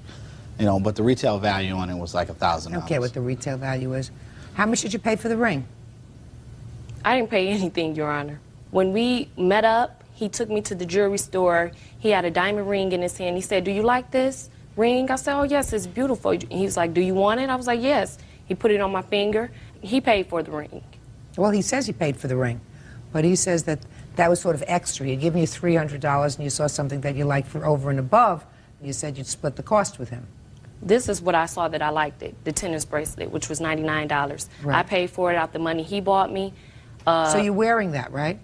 You're wearing the tennis bracelet. Where's the ring? I lost the ring. And I told him that. That's not what she told me, Your Honor. She indicated that she had placed the ring in a jewelry box in her room, and she said that her mother's boyfriend had went into the room and stole the ring when she was not at home. And I said, how did your mom's boyfriend steal the ring when you're not at home? Did you buy her a new one? As a matter of fact, I did, Your Honor. As a matter of fact, I did buy her a new one. What? I thought you were psychic. It says that here. So I went back to my friend Tony and I said, Tony, you know that ring I bought? I said, do you have another one just like it? Well, of course, this ring was a very nice ring. All right, so you got her another one. Yes, ma'am. Where's the other one that he got you? It's at home, Your Honor. Uh-huh. She didn't offer to pay for half of that one. No, she didn't, Your Honor. All right. All right, so far what I have on your side, sir, it's $148.47. Because if you were really interested in getting half the money back for this original ring that you bought, you wouldn't have bought her another one, right? No, that's not necessarily true. Yeah, well, it's necessarily true. So on your side is $148.47 because she slashed your tire. Madam. Okay. Now that takes care of that case. Now, I want you to stand over there. Okay. You to sit down over there. And I would like Miss Catherine Yancey right over there. Party's been sworn? They've already been sworn, Judge. Good, thank you. Now, you're her mother. Yes. It is your complaint that Mr. Howard vandalized your house and later set it on fire. And that, according to you, happened on the 6th of June. Yes. Of 2000. So let me hear about it. I came home from a meeting approximately 9:30 in the evening. My daughter told me that Corey Howard came to my house looking for her, said that he broke my front window. He went to the car and got a tire iron or hammer or something and broke the front window. So I was going to the police station to make a report, and he pulls up on the side street. So I pulled next to him to ask him, why does he keep coming to my house? Why does he keep coming around? He said that he wanted everything that he ever bought for that bee. Specifically, he wanted this ring. So I asked her where the ring was. She told me she lost the ring. He said that she told him that my boyfriend stole the ring. And I told him that that was ridiculous. I didn't want to hear anymore because there's no way that my boyfriend would steal a ring. She's a fibber, you know, your daughter. She's a fibber. Okay, well, I know my boyfriend would not steal I a ring. understand that. So I took off to go to the police station. He followed me on my bumper, you know, trying to intimidate me. We continued to the police station to make the report. When I came home from the police station, my deck had been set on fire. Neighbor across the street said he saw. Don't tell me what your neighbor across the street said unless that person is here to testify. Step up next to your mother, please. Let me just hear about the broken window. Well, me and Corey, he called, and he was like, you know, do you want to hook up? And I was like, no. He's like, why? Asking me why, and my phone hung up on him. I was on the porch with my neighbor at the time. He pulled up. I ran in the house because I didn't know what he was going to do. Judge Judy continues in a moment. And she says, you didn't have to give me the money for the abortion because my real baby daddy gave me the money for the abortion. Real cases, real people. Judge Judy. Catherine Yancey claims her daughter's ex-boyfriend, Corey Howard, broke into her home and set fire to her deck. And then what happened? He's ringing the doorbell. B, come out of here. You better bring your butt out of here. Cussing, just making a lot of ruckus. I'm looking out the window from my room, and I see Corey pop his trunk and get like a tire thing out. He proceeded to walk towards the house with this thing in his hand. At that point, I ran out the back door, over the fence and next door to my neighbor's house. When I was outside, I heard a slash noise. Finally, when he did pull off, I went back to my house next door. My mother's stained glass window was broken.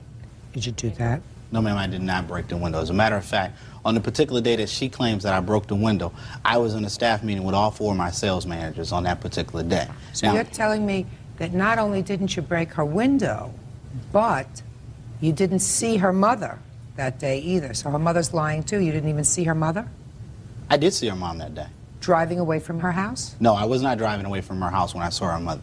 Where were you? As a matter of fact, maybe I should just tell how all of this originated.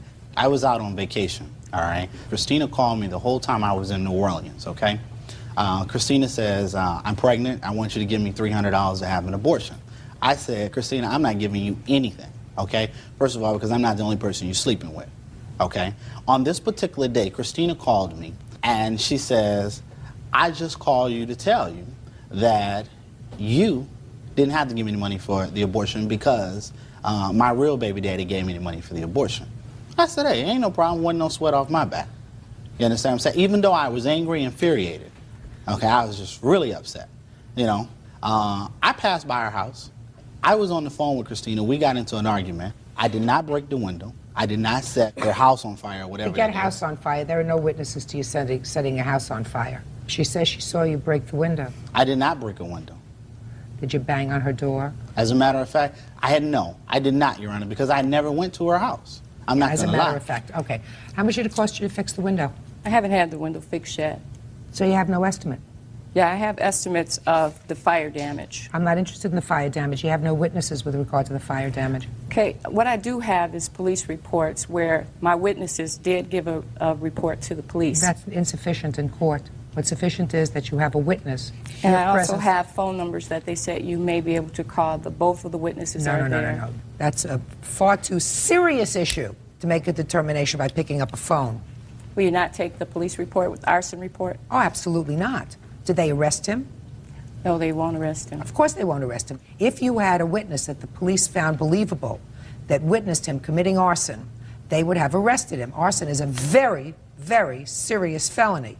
Do you understand? You have an estimate for the window. It has the fire and the window. Repair front stained glass window, Yeah, yes. that I'll see.